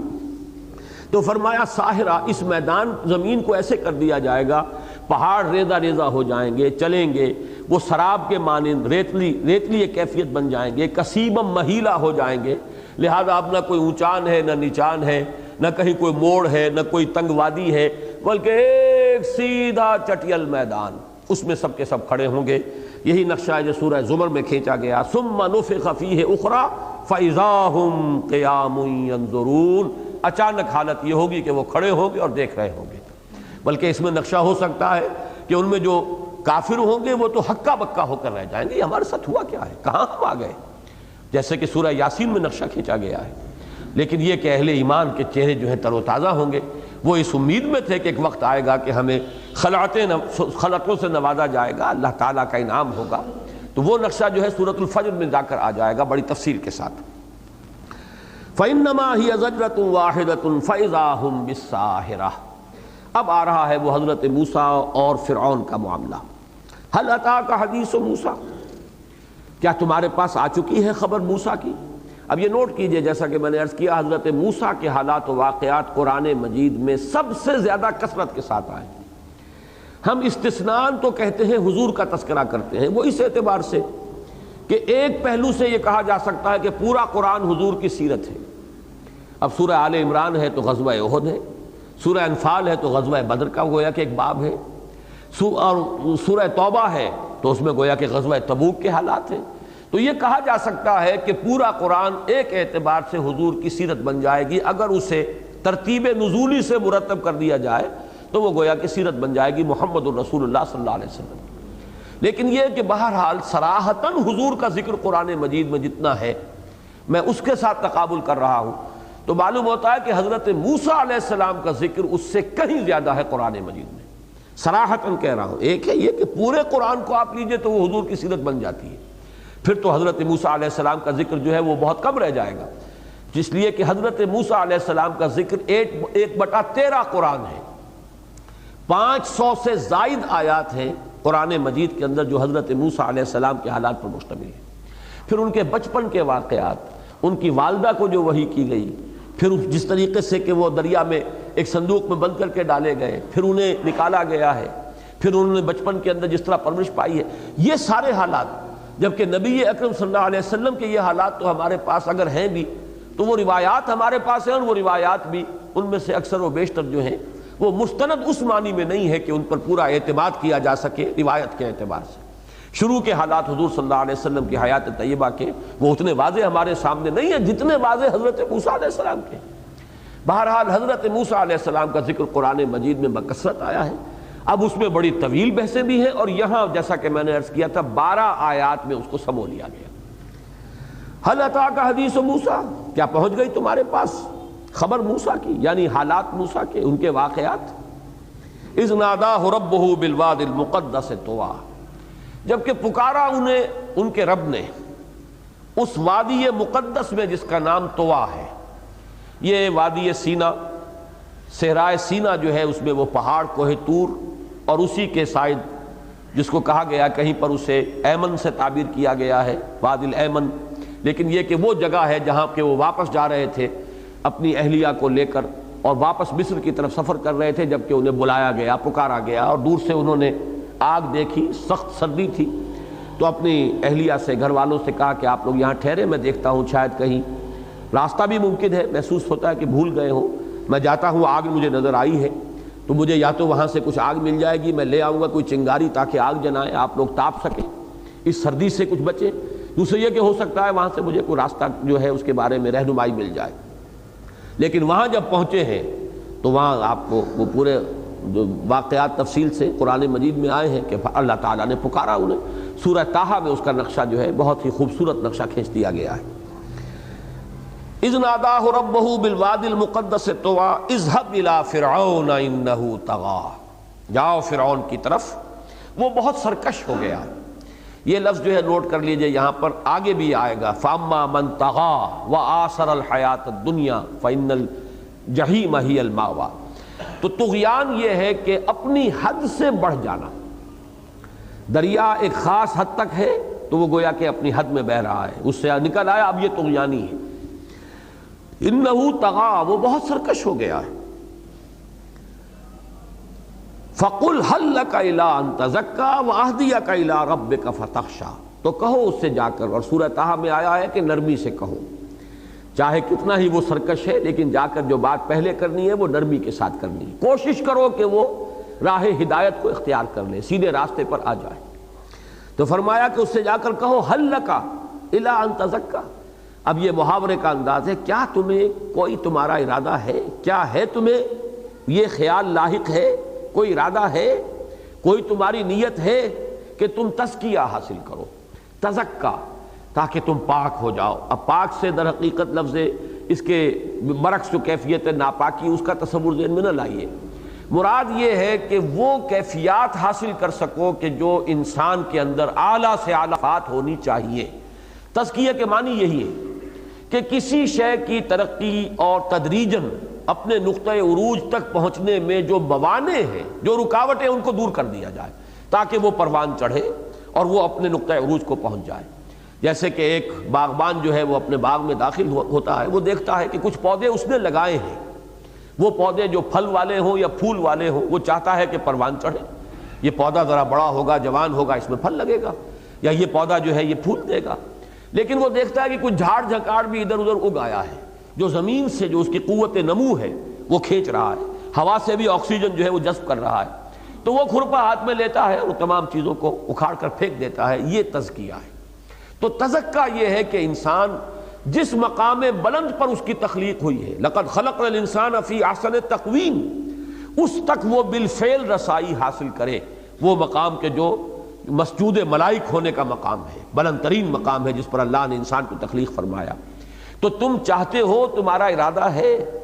اب یوں جدید اصطلاح میں ہم کہیں گے کوئی سلوک طے کرنا چاہتے ہو، جس کا کہ اصل میں جو پچھلی صورت تھی جب ختم ہوئی ہے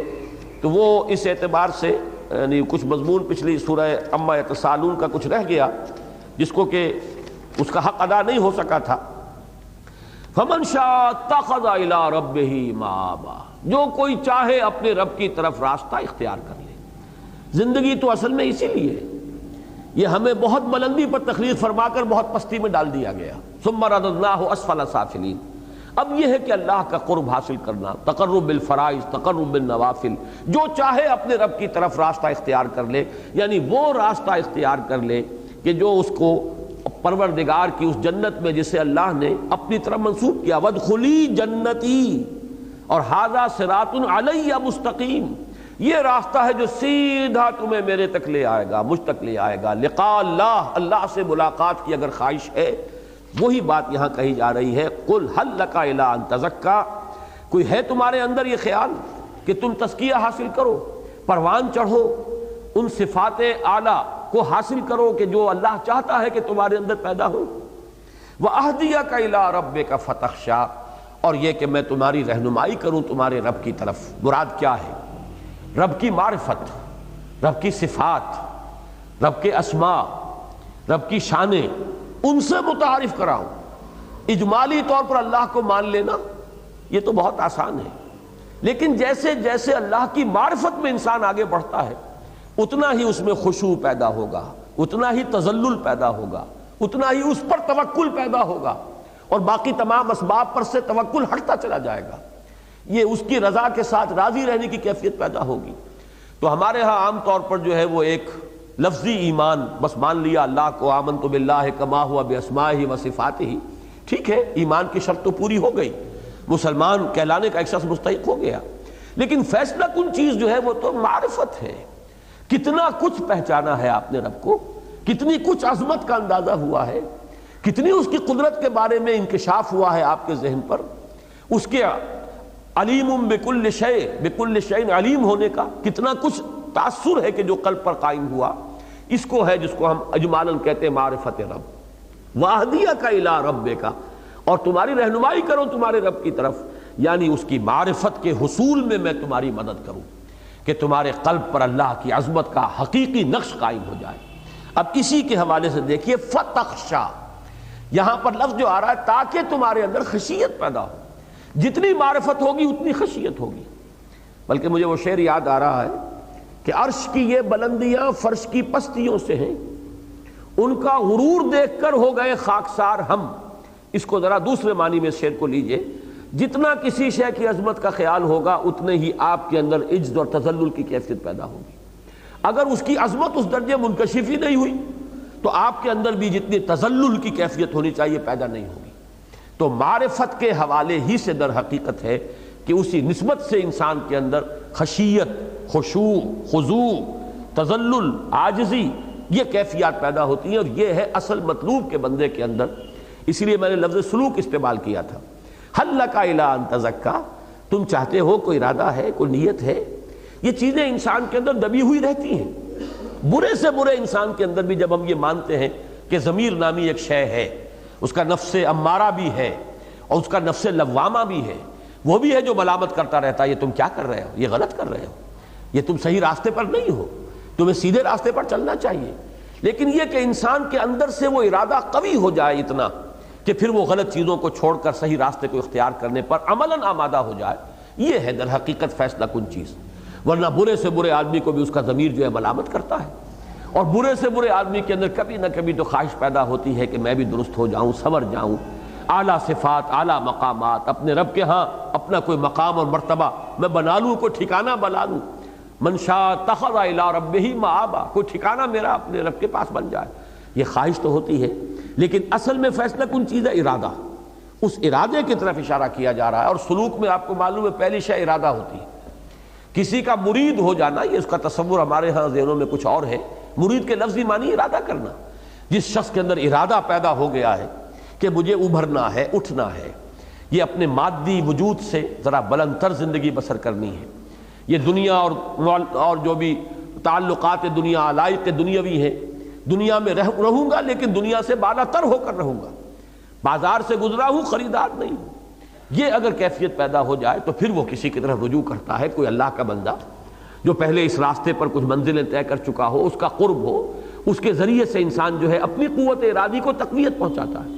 بہرحال وہ میرا اس وقت کا موضوع نہیں ہے، لیکن یہ آیات بڑی اہم ہے کہ فرعون جیسے شخص کو بھی پہلی بات یہ کہی گئی، فَقُلْ هَلْ لَكَ إِلَىٰ أَن تَزَكَّىٰ، کوئی ہے ارادہ، یعنی اگر کوئی دبی ہوئی چنگاری ہے تو وہ بھڑک اٹھے، هَلْ لَكَ إِلَىٰ أَن تَزَكَّىٰ وَأَهْدِيَكَ إِلَىٰ رَبِّكَ فَتَخْشَىٰ، اور میں تمہاری رہنمائی کروں، اب تمہارے رب کی صحیح عظمت تم پر منکشف ہو جائے، اس کی عظمت اور اس کی معرفت تمہیں حاصل ہو جائے تو تمہارے اندر خشیت پیدا ہو جائے۔ یہ جو تم بہت غرور اور تکبر اور طغیانی اور سرکشی میں مبتلا ہو، ان چیزوں کے خاتمے کی شکل تو یہی ہے کہ عظمت رب اور معرفت رب کا کوئی حصہ اگر مل جائے تو خود بخود انسان میں عجز اور تذلل اور اللہ کے سامنے جھکنے کی کیفیت پیدا ہو جائے گی۔ فَأَرَاهُ الْآيَةَ الْكُبْرَىٰ، اب یہ وہ تفاصیل ہیں جو مختلف جگہوں پر قرآن مجید میں موجود ہیں، جو یہی وہ لفظ ہے جو آ چکا ہے فَعَصَىٰ فِرْعَوْنُ الرَّسُولَ فَأَخَذْنَاهُ أَخْذًا وَبِيلًا، سورہ مزمل میں نافرمانی کی۔ ثُمَّ أَدْبَرَ يَسْعَىٰ، پھر اس نے پیٹھ موڑی اور وہ بھاگا دوڑا، اس نے محنت کی۔ سعی کے لفظی ترجمہ ہے بھاگنا، بھاگ دوڑ جسے ہم کہتے ہیں محاورتاً۔ اس میں اشارہ کیا جا رہا ہے وہ جب مشورہ دیا گیا کہ یہ جادوگر ہیں تو ان کا مقابلہ کرنے کے لیے ان سے بڑے جادوگر جو ہیں ان کو جمع کرنا ہوگا، مختلف بستیوں میں، شہروں میں بھیج دیے گئے لوگ کہ ماہر سے ماہر جادوگر جو ہیں ان سب کو جمع کر لیا جائے، اور ایک وقت بھی مقرر ہو گیا یوم الزینہ، یہ حضرت موسیٰ علیہ السلام کی اپنی تجویز پر کہ ان کا کوئی عید کا دن، کوئی ان کا جشن کا دن ہوتا تھا جبکہ پوری قوم کہیں باہر جمع ہوتی تھی، تاکہ یہ جو بھی مقابلہ ہے حق و باطل کا وہ سب کے سامنے آ جائے، اور اللہ تعالیٰ ہو سکتا ہے کہ اس کے ذریعے بڑی تعداد میں لوگوں کو حق کو قبول کرنے کی توفیق دے دے۔ فَأَرَاهُ الْآيَةَ الْكُبْرَىٰ فَكَذَّبَ وَعَصَىٰ ثُمَّ أَدْبَرَ يَسْعَىٰ فَحَشَرَ، پھر اس نے جمع کیا، اس نے تمام جادوگروں کو جمع کیا۔ اب جمع کرنے کا لفظ یہاں پر دیکھیے بہت ہی معنی دے رہا ہے، تمام لوگوں کو بھی جمع کیا۔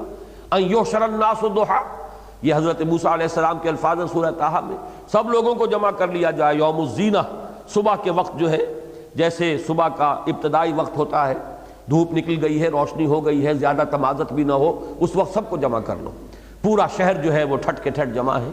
پھر یہ کہ حشر میں وہ بھی ہے کہ اس نے تمام جو ہے جادوگر جمع کیے ہیں مختلف بستیوں سے، فی المدائن حاشرین، اس نے جو ہے وہ لوگوں کو بھیجا ہے کہ جمع کر کے بلا کر لائیں۔ تو حشر میں تمام معنی آ گئے۔ فنادا، پھر اس نے پکار کر کہا، فقال انا ربکم الاعلی، میں ہوں تمہارا رب، سب سے بڑا، سب سے بلند، سب سے برتر، سب سے اعلیٰ۔ یہ ٹکڑا بہت اہم ہے اصل میں۔ عوام کے نزدیک تو اس کا مفہوم یہ ہے، بلکہ بعض مفسرین نے بھی یہ لیا ہے مفہوم، کہ اس نے اصل میں جو دعویٰ کیا تھا کہ میں تمہارا رب ہوں، وہ اس معنی میں کہ ان کے ہاں بھی معبود تھے، بہت سے معبود تھے کہ جن کو وہ پوجتے تھے، لیکن یہ کہ اس نے اپنے معبود ہونے کا دعویٰ کیا ہے کہ ان تمام معبودوں میں سب سے بڑا معبود میں ہوں۔ حقیقت جو ہے اس کی وہ یوں سمجھیے کہ جیسا کہ وہ اقسام شرک کی پوری تفصیل میں نے بیان کر چکا ہوں مختلف کیسٹس میں، ایک سیاسی شرک بھی ہے۔ سیاسی شرک یہ ہے کہ مقتدر اعلیٰ، مختار مطلق، ساورن، سروری، اختیار، حاکمیت، اس کا مالک میں ہوں۔ اصل میں لفظ رب جو ہے یہ کچھ دو الفاظ ایسے ہیں کہ جن میں کچھ مغالطہ بہت عام طور پر لوگوں کو ہو جاتا ہے۔ رب، را با با، اور ایک ہے وہ لفظ جس سے تربیت بنا ہے، ربیانی صغیرہ، اس کا مادہ را با اور یا واو ہے، اس میں اس کا مفہوم پروان چڑھانا، پرورش کرنا، اوپر اٹھانا، کسی شے کو ترقی دینا، جبکہ اصل میں را با با رب کے معنی مالک، رب المال، مال والا، مال کا مالک، رب الدار، گھر والا، گھر والا، گھر کا مالک۔ تو رب اس معنی میں کہ مالک میں ہوں، سارا اختیار میرے ہاتھ میں ہے۔ یہی وہ بات ہے کہ جو سورہ زخرف میں آ چکی ہے آیت نمبر 51 میں، کہ اس نے جو الفاظ کہے تھے وہ یہ تھے کہ یا قوم الیس لی ملک مصر وہذہ الانہار تجری من تحتی، سورہ زخرف آیت 51۔ لوگوں کیا میرے لیے نہیں ہے مصر کی بادشاہی؟ کیا میں بادشاہ نہیں ہوں؟ کیا اختیار مطلق میرا نہیں ہے؟ حاکمیت میری نہیں ہے؟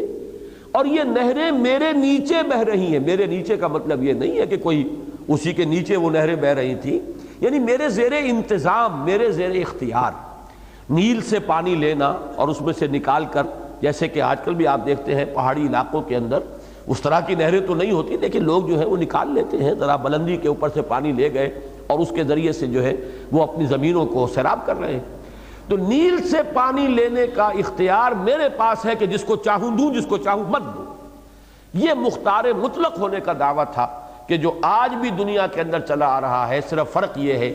کہ اب ایک فرد کا دعویٰ نہیں ہے، اب قوم کا دعویٰ ہوتا ہے۔ پھیل گئی ہے وہ بات۔ حقیقت کے اعتبار سے یہ جو ڈیموکریسی کا جو اصول ہے، ساورنٹی آف دی پیپل، عوامی حاکمیت، یہ بالکل وہی شے ہے کہ جس کا دعویٰ کیا تھا فرعون نے، انا ربکم الاعلی، مختار مطلق میں ہوں۔ اور اس کی مزید شرح جو ہے سورہ زخرف کی وہ آیت ضرور یاد رکھنی چاہیے، وہ اس کی شرح ہے، القرآن یفسر بعضہ بعضا، کہ کس معنی میں وہ کہہ رہا ہے۔ ظاہر بات ہے خدا ہونے کا دعویٰ وہ نہیں کر سکتا تھا۔ خدا ہونے کا دعویٰ کس معنی میں آخر اس کا قبول کیا جا سکتا تھا، جبکہ اس قوم میں ایسے بڑے بوڑھے بھی ہوں گے جو جس نے ان کا بچپن بھی دیکھا ہوگا، اس کے سامنے پلا بڑھا ہوگا وہ ان کے سامنے۔ تو وہ در حقیقت خالق ہونے کا مدعی نہیں اور کوئی معبود اس معنی میں، لیکن ایک معبود ہے جو سیاسی معبود ہے، جس کا حکم چلتا ہو مطلقاً، کہ اسے اختیار حاصل ہو، جو چاہے حکم دے دے۔ وہ اختیار صرف اللہ کا ہے، اس کے سوا جو بھی اس کا مدعی بن کر کھڑا ہوگا وہ گویا کہ انا ربکم الاعلی کا دعویٰ کر رہا ہے، چاہے یہ الفاظ اس نے زبان سے ادا نہ کیے۔ یہ سروری زیبا فقط اس ذات بے ہمتا کو ہے، حکمراں ہے ایک وہی، باقی بتانے آدری، ان الحکم الا للہ۔ تو یہ دعویٰ اس کا اس معنی میں ہے۔ فقال انا ربکم الاعلی، میں تمہارا مالک ہوں، مختار ہوں، میں جو چاہوں کروں، جسے چاہوں خزانہ بخش دوں، جس کا چاہوں جو ہے اس کے بال بچوں کو کولوں میں پلوا دوں، میرا اختیار ہے۔ جیسے نمرود نے حضرت ابراہیم علیہ السلام سے مجادلہ کرتے ہوئے کہا تھا انا احیی و امیت، مجھے اختیار حاصل ہے۔ انہوں نے جیل سے دو آدمیوں کو بلوایا، دونوں کنڈیمڈ تھے، جنہیں کہ سزا ہو چکی تھی، سزائے موت۔ ایک کی گردن اسی وقت دربار میں اڑا دی اور ایک کو کہا میں تمہیں معاف کرتا ہوں، جاؤ دیکھو انا احیی و امیت، مجھے اختیار حاصل ہے، میں نے اس کو زندہ رکھا ہے، اس کو مار دیا ہے۔ بالکل یہی ہے در حقیقت ملوکیت مطلقہ جو ہے، جس میں کہ ایک فرد واحد اختیارات کا مطلق مالک بن کر بیٹھتا ہے، یہ ہے اس کا دعویٰ۔ فقال انا ربکم الاعلی فاخذہ اللہ نکال الآخرۃ والأولی، تو پکڑا اسے اللہ نے۔ نکال کہتے ہیں ایسی سزا جو عبرت انگیز ہو، جس سے دوسروں کے کان کھڑے ہو جائیں، دوسروں کے ہوش ٹھکانے آ جائیں۔ ہم نے پکڑا اسے سزا سے، آخرت کی سزا وہ تو آنی ہے، اور اولا دنیا کے اندر بھی اپنے پورے لاؤ لشکر کے ساتھ جو غرق کیا اسے، یہ گویا کہ ایک بڑی ہی عبرت انگیز سزا ہے۔ ان فی ذلک لعبرۃ لمن یخشی، یقیناً اس میں عبرت ہے اس کے لیے کہ جس کے دل میں ذرا سی بھی خشیت ہے۔ یہ ذرا نوٹ کیجئے، خشیت ہوگی تو عبرت ہوگی، کچھ نہ کچھ انیشل سرمایہ درکار ہے جس سے کہ بات آگے بڑھے گی۔ بالکل بے پرواہ ہے آدمی، فکر ہی نہیں ہے، کوئی ادھر رجحان ہی نہیں ہے، تو بڑی سے بڑی عبرت انگیز بات اس کے سامنے آئے گی اور اسے عبرت نہیں ہوگی، حیوانوں کی طرح دیکھتا ہوا چلا جائے گا۔ یہ لفظ آیا ہے اس حدیث میں کہ میرے رب نے مجھے 9 باتوں کا حکم دیا ہے، ان میں بڑے پیارے الفاظ جو ہیں آخری وہ 3 یہ ہیں، وَيَكُونَ سَمْتِي فِكْرًا وَنُطْقِي ذِكْرًا وَنَظَرِي عِبْرَةً، مجھے حکم ہوا ہے کہ میری خاموشی ہے تو غور و فکر پر مشتمل ہو، سوچتا رہوں، غور و فکر کروں کائنات کی تخلیق میں، یتفکرون فی خلق السماوات والارض، ونطقی ذکرہ، بات کروں تو اللہ کا ذکر، اللہ کے ذکر پر مشتمل ہو، اللہ کا تذکرہ ہو رہا ہو، لوگوں کو اللہ کی طرف بلایا جا رہا ہو، اللہ کی عظمت کا بیان ہو رہا ہو، اللہ کے کلام کو بیان کیا جا رہا ہو، ونطقی ذکرہ ونظری عبرہ، اور میری نظر جو ہے وہ عبرت کی نگاہ ہو، جس کو دیکھوں اس سے کچھ نہ کچھ سبق حاصل کروں، کوئی واقعہ نگاہوں کے سامنے آئے فوراً اس سے سبق حاصل کیا جائے۔ السعید من وعظ بغیرہ، اصل میں تو سعادت مند وہی ہے جو دوسرے کو دیکھ کر سبق حاصل کر لے۔ اپنے اوپر جب بیت جاتی ہے تب تو سب کو ہی ہوش آ جاتے ہیں، لیکن یہ کہ انسان اگر کہیں بھی کوئی واقعہ اس کی نگاہ سے گزرے اس سے عبرت حاصل کرے۔ یہ عبرت کے لفظ کو بھی سمجھ لیجئے، جیسے لفظ آیت ہے کسی شے کو دیکھنا، ذہن کسی اور طرف منتقل ہو جانا، وہ شے اس کی نشانی بن گئی۔ عبرہ جو ہے اسی سے لفظ عبور بنا ہے، آپ دریا کو عبور کرتے ہیں ایک کنارے سے دوسرے کنارے تک، عبرت بھی یہ ہے کسی ایک شے کو دیکھ کر اور پھر کسی اور حقیقت کی طرف ذہن کا منتقل ہو جانا، اس سے کوئی سبق حاصل کر لینا۔ ان فی ذلک لعبرۃ لمن یخشی، یقیناً اس میں عبرت کا سامان ہے، سبق حاصل کرنے کا سامان ہے، لیکن کس کے لیے؟ جن کے اندر خشیت ہے۔ اب آ رہا ہے وہ مضمون کہ جو سورہ مرسلات میں بھی آ چکا ہے، اگرچہ ان الفاظ میں نہیں لیکن مرسلات میں سورہ نبا میں اللہ کی عظمت تخلیق، اللہ کی خلاقی، اللہ کی قدرت کاملہ۔ انتم اشد خلقا ام السماء، کیا تم زیادہ سخت اور بھاری ہو بنانے میں یا آسمان؟ بنا، اس نے اسے بنایا ہے۔ کس ہستی کے بارے میں تمہارے دل میں وسوسہ آتا ہے؟ سوچو تو صحیح، یہ تمہارے اپنے ذہن کی تنگی ہے اصل میں، ورنہ ذرا غور کرو کہ جس نے اس کائنات کو بنایا ہے، آسمان ہی کو دیکھو، انتم اشد خلقا، غور کرو، کیا تمہارا ہی بنانا بہت بھاری ہو گیا ہے، بہت مشکل ہو گیا ہے؟ تمہیں ہی دوبارہ پیدا کرنا بڑا اس کے لیے ناممکن اور محال ہو گیا؟ کیا تم زیادہ بھاری ہو اور سخت ہو بنانے کے اعتبار سے؟ ام السماء، یا آسمان؟ بناہا، اس نے اسے بنایا، تعمیر کیا، بنا تعمیر، اس نے اس کو تعمیر کیا۔ رفع سمکہا فسواہا، سم کا لفظ آتا کسی شے کے ابھار کے لیے، اس کے ابھار کو اونچا کیا، یعنی ایک طرح کا ڈوم ہے یہ جو آسمان ہمیں نظر آتا ہے، یہ ایک طرح کے ڈوم کی صورت میں گنبد کی شکل میں ہے۔ رفع سمکہا، گنبد کا ایک درمیانی حصہ ہوتا ہے کہ جو اونچا ہوتا ہے، تو ہمارا عام مشاہدہ جو ہے انسانوں کا اس کے حوالے سے لفظ استعمال ہو رہا ہے، بلند کیا اس کی اونچان کو، فسواہا، پھر اس کا تسویہ کر دیا۔ یہ لفظ آگے چل کر سورۃ الاعلیٰ میں آئے گا تو اس پر زیادہ تفصیلی بحث ہم کریں گے۔ تخلیق کے بعد تسویہ، ان دونوں الفاظ میں نسبت یہ ہے کہ ایک ہے کسی چیز کا سٹرکچر بنا دینا، جو بھی اس کا ایک سٹرکچر ہے وہ تیار ہو گیا، اب ہے اس میں نقش و نگار، اس میں فنیشنگ ٹچز دینا، اس میں خوبصورتی کی کیفیت جو ہے پیدا کرنا۔ یہ جو ہمارے ہاں ایک سٹرکچرل انجینئرز ہیں اور پھر ایک آرکیٹیکٹس ہیں، وہ آرکیٹیکٹس جو ہیں وہ سٹرکچر کے اندر خوبصورتی اور جو خوشنمائی ہے وہ پیدا کرنے کے ماہر ہوتے ہیں۔ فسواہا، برابر، متوازن، بہت ہی ایک دوسرے کے ساتھ نسبت رکھنے والی چیزیں، متناسب۔ وَأَغْطَشَ لَيْلَهَا وَأَخْرَجَ ضُحَاهَا، اور تاریک کر دیا اس کی رات کو۔ اب یہاں نوٹ کیجئے گا کہ لیل اور نہار اس کی نسبت آسمان کی طرف ہو رہی ہے، اور آسمان جیسا کہ میں نے بارہ عرض کیا ہے کہ ہم اس کا کوئی مفہوم ابھی معین نہیں کر سکتے۔ لفظاً سما کے معنی ہے بلند، بلندی، تو یہ جو بلندیاں جو ہمیں نظر آتی ہیں یہ آسمان ہے، باقی سبع سماوات اس کی کیا حقیقت ہے، اب انسان کا علم جو ہے وہ جب آگے بڑھے گا تو اس کی حقیقت منکشف ہو جائے گی۔ فی الحال یہ کہ چونکہ رات اور دن کا تعلق اسی سے ہے، اسی فضا سے اور اسی بلندیوں کے ساتھ اس کا تعلق ہے، سورج نکلتا ہے اور دن آ جاتا ہے، اور سورج غروب ہوتا ہے، رات آ جاتی ہے۔ وَأَغْطَشَ لَيْلَهَا وَأَخْرَجَ ضُحَاهَا، الغطش الظلمہ، غطش کے معنی ہے تاریکی، اغطش تاریک کر دیا اس کی رات کو، وَأَخْرَجَ ضُحَاهَا اور نکال دی اس کی دھوپ، اس کا دن۔ یہ ضحیٰ کا لفظ جو آتا ہے وہ صبح کا وہ ابتدائی وقت ہے جس میں کچھ روشنی بھی ہو گئی ہے، دھوپ بھی ہے، لیکن تمازت نہیں ہے، روشنی اور دھوپ جو کہ ابھی خوشگوار ہے، ناگوار نہیں ہے۔ وہی ہے کہ جو رات نکال لاتا ہے، رات کو تاریک کر دیتا ہے اور پھر نکالتا ہے دن کو۔ وَالْأَرْضَ بَعْدَ ذَلِكَ دَحَاهَا اور زمین بھی اس نے مزید برآں اس نے زمین کو پھیلا دیا۔ بعد ذالک کا لفظی ترجمہ ہوگا اس کے بعد۔ اس سے اندازہ یہ ہوتا ہے کہ شاید زمین کی تخلیق آسمان کے بعد ہوئی، جبکہ سورہ حامیم السجدہ میں جو تفصیل آئی ہے اس میں معلوم ہوتا ہے کہ زمین کی پہلے تخلیق ہوئی ہے، پھر آسمان کی طرف جو ہے اللہ تعالیٰ متوجہ ہوئے ہیں۔ اب اس کی اصل حقیقت کو فی الحال ہم نہیں سمجھ سکتے۔ اکثر لوگوں نے یہاں پہ بعد ذالک کی توجیہ یہ کی ہے کہ اس سے مراد ہے یعنی مزید برآں جو ہم کہتے ہیں، اور اس کی مثال دی گئی ہے کہ جیسے سورہ نون میں ہم نے پڑھا عُتُلٍ بعد ذالک زنیم،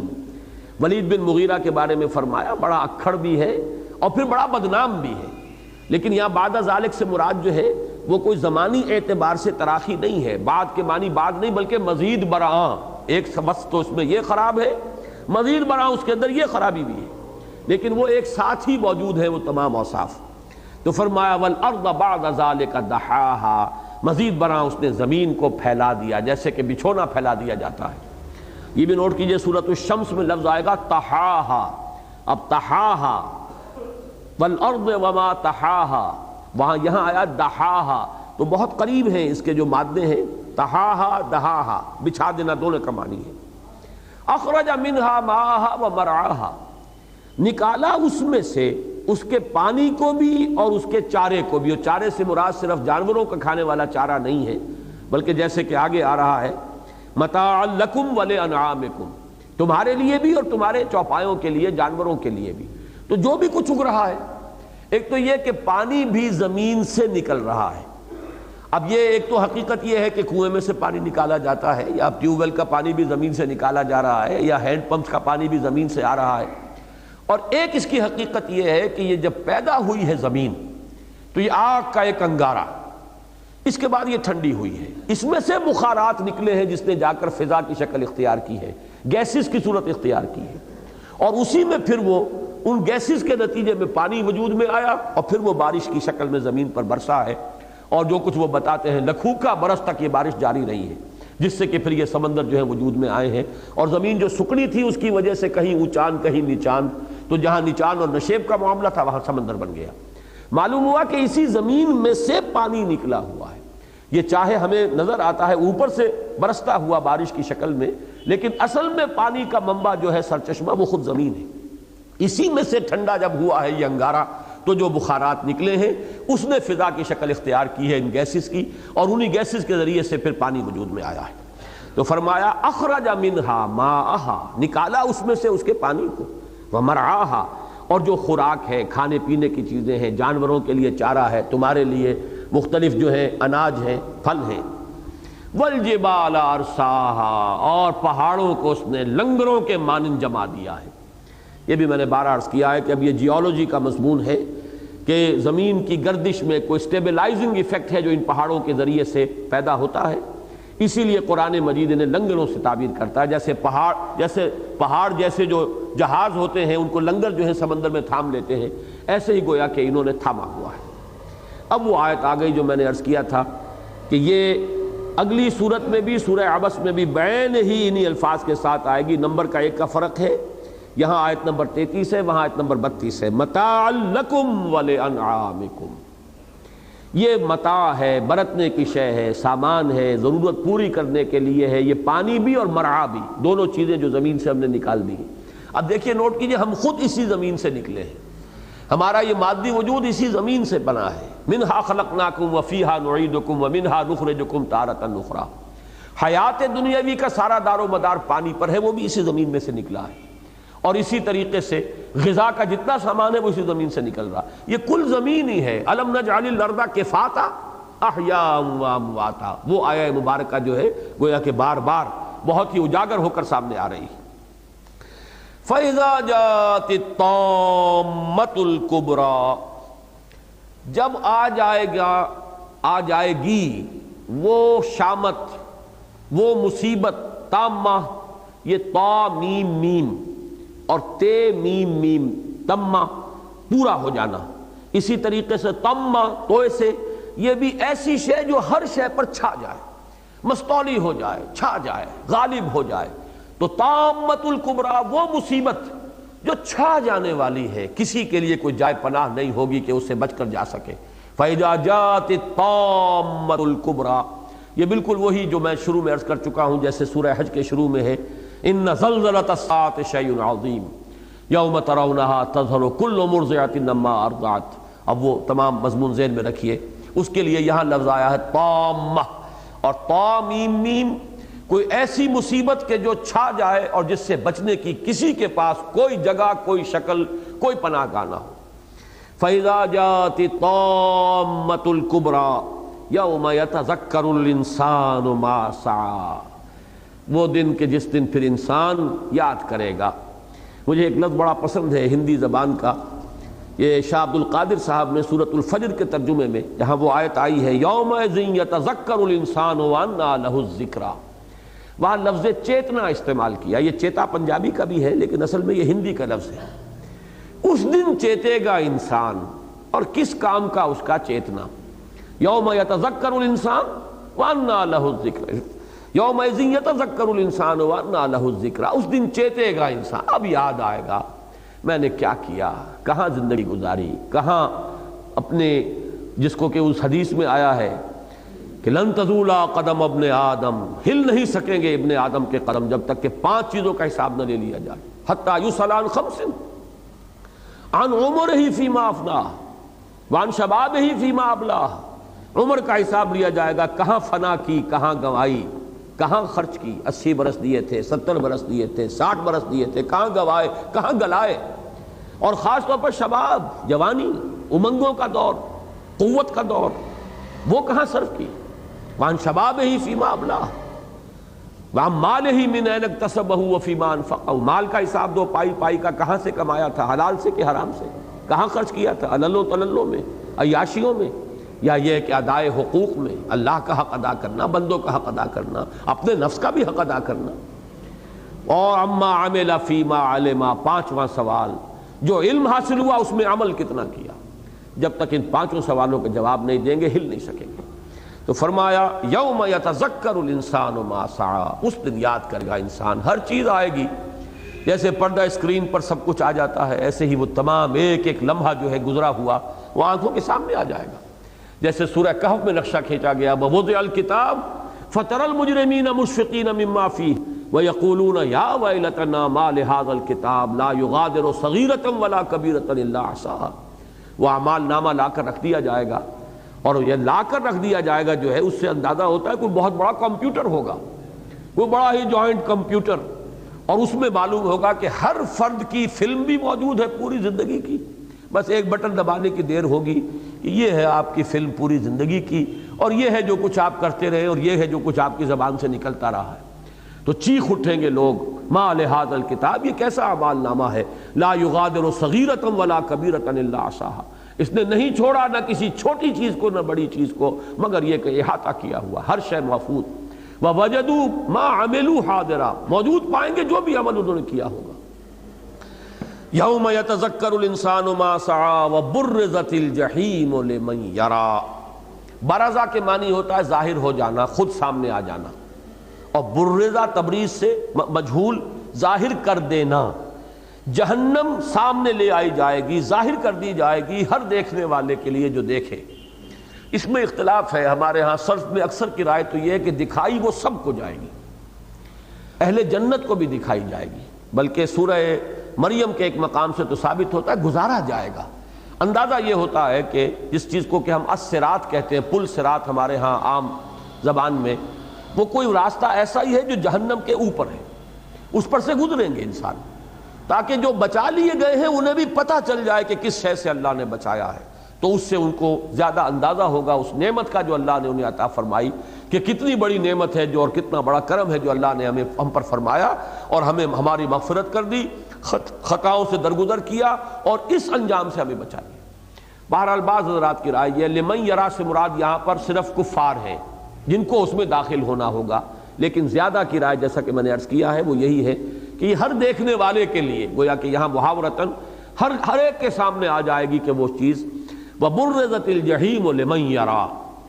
فَأَمَّا مَن طَغَىٰ، یہاں پہ اب وہ سلوک کے سلسلے میں بہت اہم الفاظ آئے ہیں، جوڑے ہیں یہ دو۔ تو جو کوئی بھی سرکش ہوا، سرکشی کیا ہے؟ مقام بندگی سے جہاں بھی تجاوز کیا یہ سرکشی ہے۔ ہم تو بندے ہیں، ہمارا مقام عبدیت ہے، عبد کا کام ہے اللہ کا حکم ماننا، اپنے مالک کا فرمان ماننا بے چون و چرا، یہ عبدیت ہے۔ مقام عبدیت سے جہاں تجاوز ہوگا یہ طغیانی ہے۔ اب یہ طغیانی کے درجے ہوں گے، ایک طغیانی جو ہے وہ فرعون کی تھی، ایک طغیانی ہماری ہے،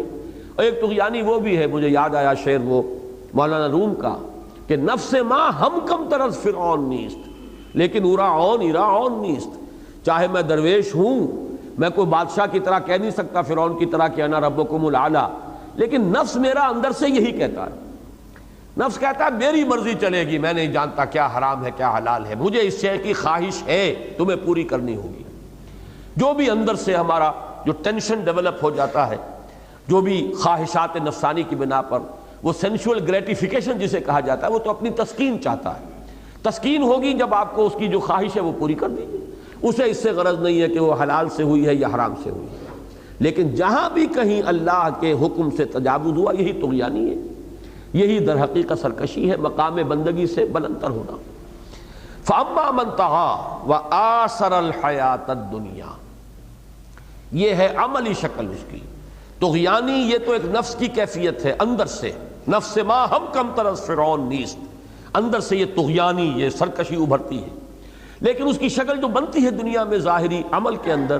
وَآثَرَ الْحَيَاةَ الدُّنْيَا، اس نے دنیا کی زندگی کو ترجیح دی، آخرت پر، آخرت کو پیچھے کیا، بما قدم وأخر، آخرت کو پیچھے ڈالا، دنیا کو آگے کیا۔ چاہتا تو آخرت کو بھی ہے، لیکن اس کے لیے تو یہ ہے کہ تمنائیں ہیں، امانی ہے، اللہ بخش دے گا، اللہ بڑا غفور ہے، بڑا رحیم ہے، بڑا کریم ہے۔ 100 طرح کے لوگوں نے جو ہے اس کے لیے اپنے دل کو اطمینان دینے کے ذرائع جو ہے تلاش کر لیے ہیں، لیکن نتیجہ کیا نکلتا ہے؟ بل تؤثرون الحیاۃ الدنیا والآخرۃ خیر وابقیٰ، تم دنیا کی زندگی کو ترجیح دیتے ہو جبکہ آخرت بہتر بھی ہے اور باقی رہنے والی ہے۔ بس اسی میں اصل فیصلہ ہے، طرز عمل یہ ہے ہر معاملے میں کہ کس شے کو مقدم رکھا، کس کو مؤخر کیا، بما قدم واخر، کس چیز کو آگے کیا، کس چیز کو پیچھے کیا۔ تو یہ ہے اصل میں سارے فساد کی جڑ، طغیانی اندر سے، نفس کی سرکشی، نفس اپنی خواہشات کے لیے زور لگاتا ہے، اندر سے ایک دباؤ ابھرتا ہے، ایک ٹینشن ڈیولپ ہوتا ہے، جو اپنی گریٹیفیکیشن چاہتا ہے، تسکین چاہتا ہے، اور جو دنیا کے اندر عمل میں جو اس کا نتیجہ نکلے گا وہ یہ کہ آخرت پیچھے، دنیا آگے۔ آثر الحیات الدنیا فإن الجحیم ہی المأویٰ، تو پھر ایسے لوگوں کے لیے تو جہنم ہی ٹھکانہ ہے۔ وہی ہے آوا یووی کے معنی پناہ دینا ہے، آوا یاوی یہ فعل مجرد ہوگا، ثلاثی مجرد، کسی چیز کی طرف پناہ حاصل کرنا، اور آوا یووی یہ باب افعال پناہ دینا، مأوا پناہ گاہ، پناہ کی جگہ، جہاں کوئی اپنے آپ کو بچانے کے لیے کہیں دوڑتا ہے، سر چھپانے کے لیے۔ فرمایا فإن الجحیم ہی المأویٰ، اس میں گویا کہ ایک طرح کا تنزیہ انداز بھی ہے کہ ٹھکانہ اور بچاؤ کی جگہ بھی صرف جہنم ہے، جیسے کہ سورہ حدید میں آیا ہے، اب یہی تمہاری مونس و غمخوار ہے، یہی آگ جو ہے، ہی مولاکم، اب یہی تمہاری رفیق دمساز، اسی آگ سے دکھ درد جو کرنا ہے کرو، اور کوئی تمہارا ہمدرد بھی نہیں ہے یہاں۔ تو وہی بات یہاں بھی ہے، فإن الجحیم ہی المأویٰ وَأَمَّا مَنْ خَافَ مَقَامَ رَبِّهِ، اور رہے وہ لوگ کہ جس نے اپنے رب کے سامنے کھڑے ہونے کا خوف رکھا، ڈرتا رہا، یہ جو اس سے پہلے بھی آ چکا ہے، فَإِذَا هُمْ قِيَامٌ يَنظُرُونَ، دیکھتے ہوں گے ہکا بکا کھڑے ہوئے ہوں گے، اور یہ یوم یقوم الناس لرب العالمین، جس دن کے لوگ کھڑے ہوں گے تمام جہانوں کے پروردگار کے سامنے، مالک کے سامنے. اور وہ بھی میں عرض کر چکا ہوں کہ لن تزولا قدم ابن آدم، ابن آدم کے قدم وہاں سے ہل نہیں سکیں گے جب تک کہ 5 چیزوں کا حساب نہ لے لیا جائے. اب جو اس سے لرزاں و ترساں رہا، ڈرتا رہا، اس کا احساس جو ہے اس کے اعصاب کے اوپر مستقل اس کا اثر قائم رہا. اما من خاف مقام ربہ، اور اس کا نتیجہ وَنَهَى النَّفْسَ عَنِ الْهَوَىٰ، اور اس نے روکا اپنے نفس کو خواہش سے، دبایا، کنٹرول میں رکھا، اس کو بے قابو نہ ہونے دیا، اس کو سرکش نہ ہونے دیا. جیسے کہ ایک سوار جو ہے گھوڑے کے اوپر لگام کھینچ کر بیٹھا ہوا ہو جم کر، اور ایک وہ سوار ہے کہ جو گھوڑے کے رحم و کرم پر آ گیا ہو. تو یہاں پر یہ کہ وہ خود ہی اس کی یا اس کا جو وہ فیصلہ ہے کہ اسے اللہ کی بندگی ہی اختیار کرنی ہے، اس میں وہ اتنا قوی اور توانا ہو کہ وہ اپنے نفس کو قابو میں رکھے. نہى النفس عن الهوى، اور اس نے روکا اپنے نفس کو اپنی خواہش سے. فإن الجنة هي المأوى، اب یہ نفس کی خواہش اور اس کو روکنا، اس کے درجات میں بڑا فرق ہے، نوٹ کر لیجئے. اولین درجہ تو یہ ہوگا موٹے موٹے گناہ جو ہیں ان سے آدمی اپنے آپ کو بچا لے، کبائر سے بچا لے، جو صاف حرام چیزیں ہیں ان سے اپنے آپ کو بچا لے. جیسے جیسے آگے بڑھے گا معاملہ پھر انسان مشتبہات سے بھی بچے گا. حدیث میں آتا ہے کہ جس نے مشتبہات سے اپنے آپ کو بچا لیا اس نے اپنے دین اور ایمان کی حفاظت کر لی. لیکن یہ کہ ہمارے ہاں جو بھی کچھ نظام چلے ہیں صوفیانہ، اور ان کے اندر جب رنگ آ گیا ہے جو دنیا میں دوسرے رہبانی نظام جو تھے ان کا، تو پھر نفس کو کچلنے کے درجے تک بات چلی جاتی ہے کہ جو ہمارے دین کے مزاج سے مطابقت نہیں رکھتی. ضبط نفس درکار ہے، نفس کو کچلنا درکار نہیں ہے.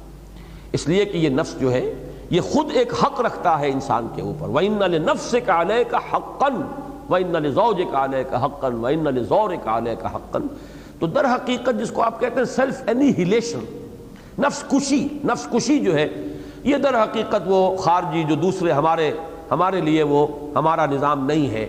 وہ تصوف کے وہ نظام جو باہر سے آئے ہیں، وہ نفس کشی والے ہیں. خاص طور پر عیسائیوں کے ہاں جس قدر یہ نفس کشی کا معاملہ ہوا ہے، جس کو کہ سورہ حدید میں بھی خاص طور پہ اللہ تعالیٰ نے فرمایا فَمَا رَعَوْهَا حَقَّ رِعَایَتِهَا، اپنے اوپر بندشیں اور قدغنیں عائد کرتے چلے گئے، لیکن پھر یہ کہ اس کی پابندی نہیں کر سکے.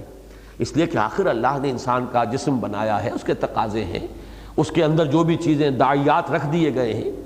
شریعت کے اندر یہ ہے کہ ان کا جائز حق جو ہے ان کو ادا کرو. قل من حرم زینۃ اللہ التی اخرج لعبادہ والطیبات من الرزق، کہیے ان سے کہ کس نے حرام کی ہیں وہ چیزیں زینت کی جو اللہ نے اپنے بندوں کے لیے پیدا کی ہیں، اور یہ بہترین اور طیب اور پاکیزہ غذائیں جو بنائی ہیں اللہ نے، یہ کس نے حرام کر دی؟ تو ان چیزوں کو اپنے اوپر حرام کر لینا. ایک دوسری بات یہ ہے کہ ایک حالات میں فرق ہوگا، اور یہ اگلے جمعے میں میری اصل میں تقریر کا یہی موضوع ہوگا. سورہ نساء میں کی جو آیات کے حوالے سے اس مرتبہ بات اجمالاً آئی اور اس میں مغالطے کا امکان تھا، وہ انشاءاللہ اگلے جمعے میں تفصیل سے میں بیان کروں گا کہ دو حالات مختلف ہیں. ایک یہ ہے کہ دین غالب ہے، جہاں آپ رہ رہے ہیں دین کا نظام قائم ہے. اب یہاں آپ کو سہولت ہے، وہ نظام قائم ہے، حکومت ہے، اس حکومت کے ذمے ہے آگے تبلیغ اور اس کا پھیلانا. حکومت جب بلائے گی آپ حاضر ہو جائیے، نہیں تو آپ ایک عام شہری کی حیثیت سے رہیے، اللہ تعالیٰ کی نعمتوں سے لطف اندوز ہوں. آپ وہ اب جو ہے اللہ تعالیٰ کا تقرب نوافل کے ذریعے حاصل کیجئے، راتوں کو جاگیے، ذکر کیجئے، مراقبے کیجئے، اس میں کوئی برائی نہیں. اور یہ کہ یہاں رہتے ہوئے جبکہ اللہ کا دین غالب ہے، جو بھی اللہ نے بہتر چیزیں پیدا کی ہیں ان سے متمتع ہو، فائدہ اٹھائیں، برتیں ان کو. قل من حرم زینۃ اللہ التی اخرج لعبادہ والطیبات من الرزق. لیکن دوسری صورت یہ کہ دین مغلوب ہے جہاں آپ رہ رہے ہیں، یہاں معاملہ مختلف ہے. یہاں تو اب مطلوب یہ ہے کہ اپنی توانائیاں، اپنی قوتیں، اپنا وقت، اپنی صلاحیتیں سب کی سب کھپا دیجیے اس دین کو غالب کرنے کے لیے. یہ بالکل ایک برعکس صورت ہے. اصل میں جب تک یہ دونوں صورتیں علیحدہ علیحدہ سامنے نہ ہوں اس میں مغالطے پیدا ہو جاتے ہیں. اگر دین غالب ہے، خلافت راشدہ کا دور تھا، اگر کوئی وہاں پہ رہ رہے تھے، زمینداری بھی کر رہے تھے اور ان کے لیے خوشحالی بھی تھی، اچھا کھا رہے ہیں، اچھا پہن رہے ہیں، جب مطالبہ آیا ہے کہ اتنے ہزار آدمی کو نکلنا چاہیے، نکل آئے. اگر وہ اتنے ہزار نکل آئے، باقی جو ہے وہ فرض کفایہ کے درجے میں ہے، باقی کی طرف سے وہ فرض ادا ہو گیا، بات ختم ہو گئی. لیکن وہ دور جو مکی دور ہے یا مدنی دور کا ابتدائی زمانہ ہے، اب یہ تو وہ ہے جس میں کہ آپ اپنی ہر ممکن سعی اگر صرف نہیں کرتے دین کو غالب کرنے پر تو وہ غالب ہوگا ہی نہیں. اس کو اس جگہ اس ماحول کا حکم اس میں لا کر قائم کر دینا، بس یہی ہے وضع شے فی غیر محلہ، کسی شے کو اصل مقام سے ہٹا کر کسی اور مقام پر لے آنا.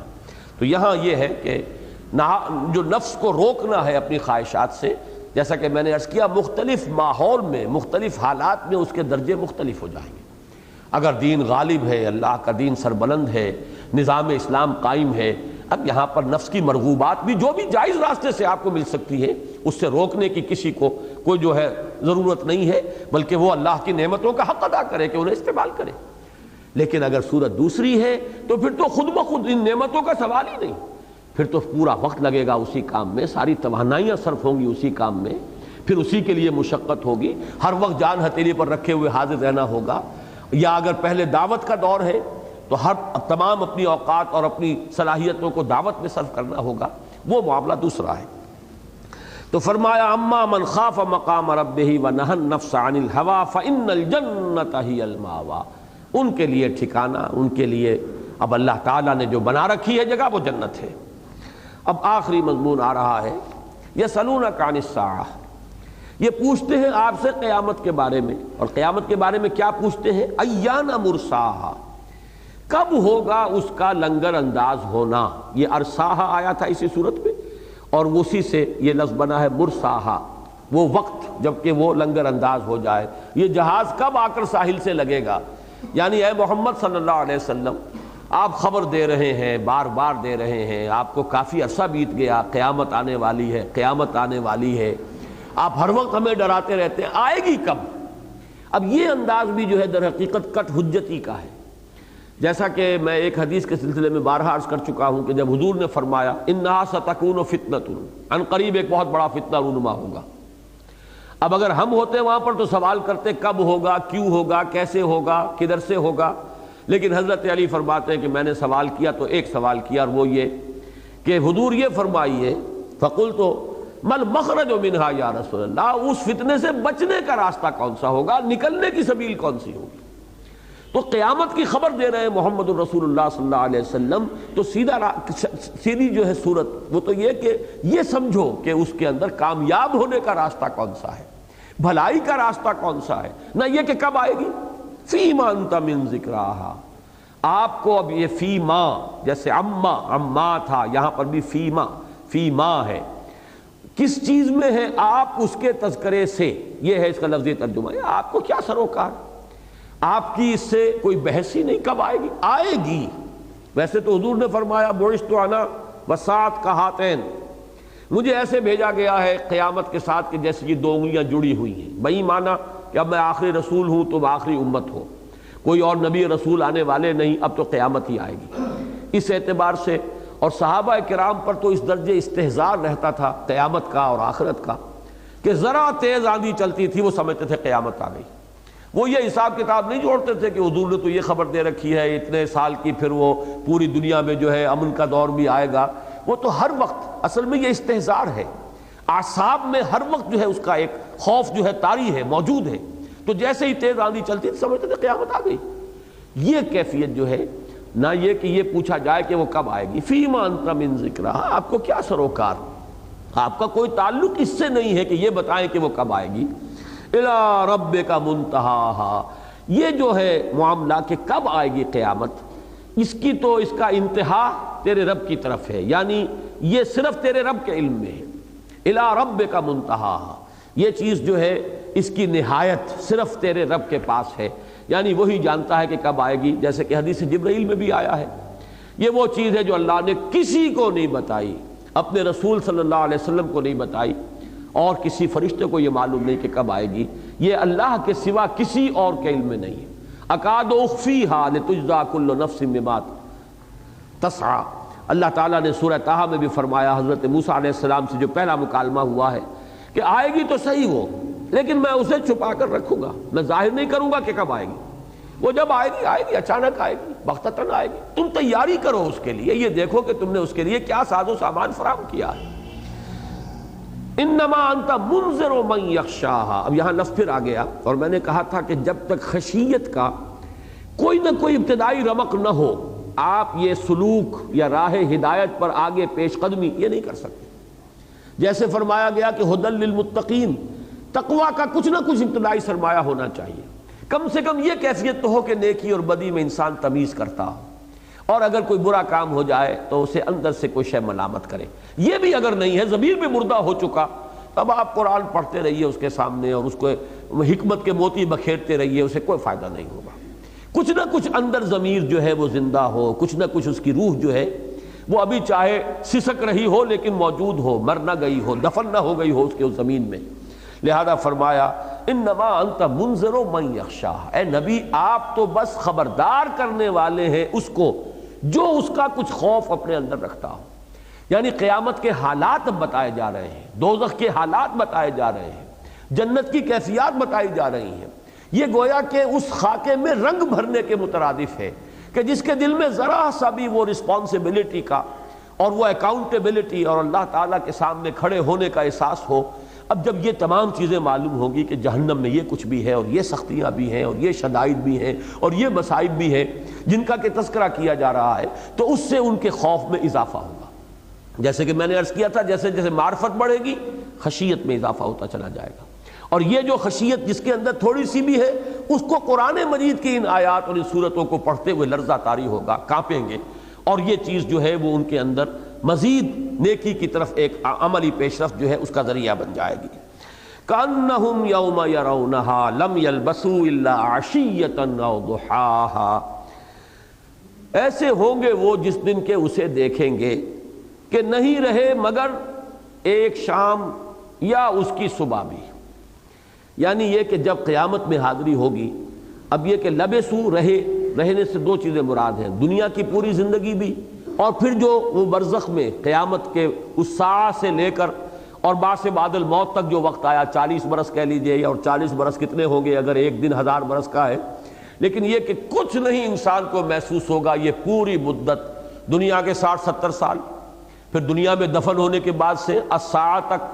پھر الساعہ سے لے کر القیامہ تک، یہ نہیں محسوس ہوگا مگر یہ کہ کوئی ایک شام تھی، خواب تھا جو کچھ کہ دیکھا، جو سنا افسانہ تھا. ایسا دھندلا سا ایک تصور آئے گا کہ بس اتنی ہی دیر ہم رہے تھے، جیسے کوئی شام عشیہ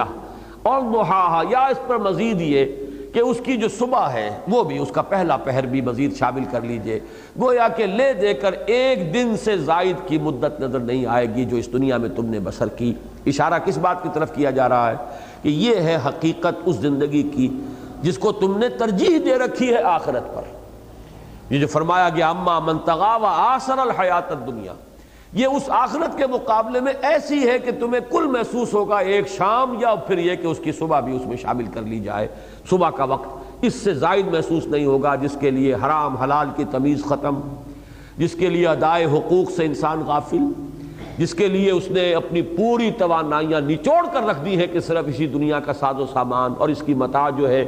کیا ہے تو نے متاع غرور کا سودا، یہ دھوکے کے سامان کا سودا انسان کر رہا ہے اور اپنی تمام توانائیوں کو کھپا رہا ہے. اس کی حقیقت جو اس روز منکشف ہوگی وہ یہ ہوگی کأنہم یوم یرونہا لم یلبسوا الا عشیۃ او ضحاہا. بارک اللہ لی ولکم فی القرآن العظیم ونفعنی وإیاکم بالآیات والذکر الحکیم.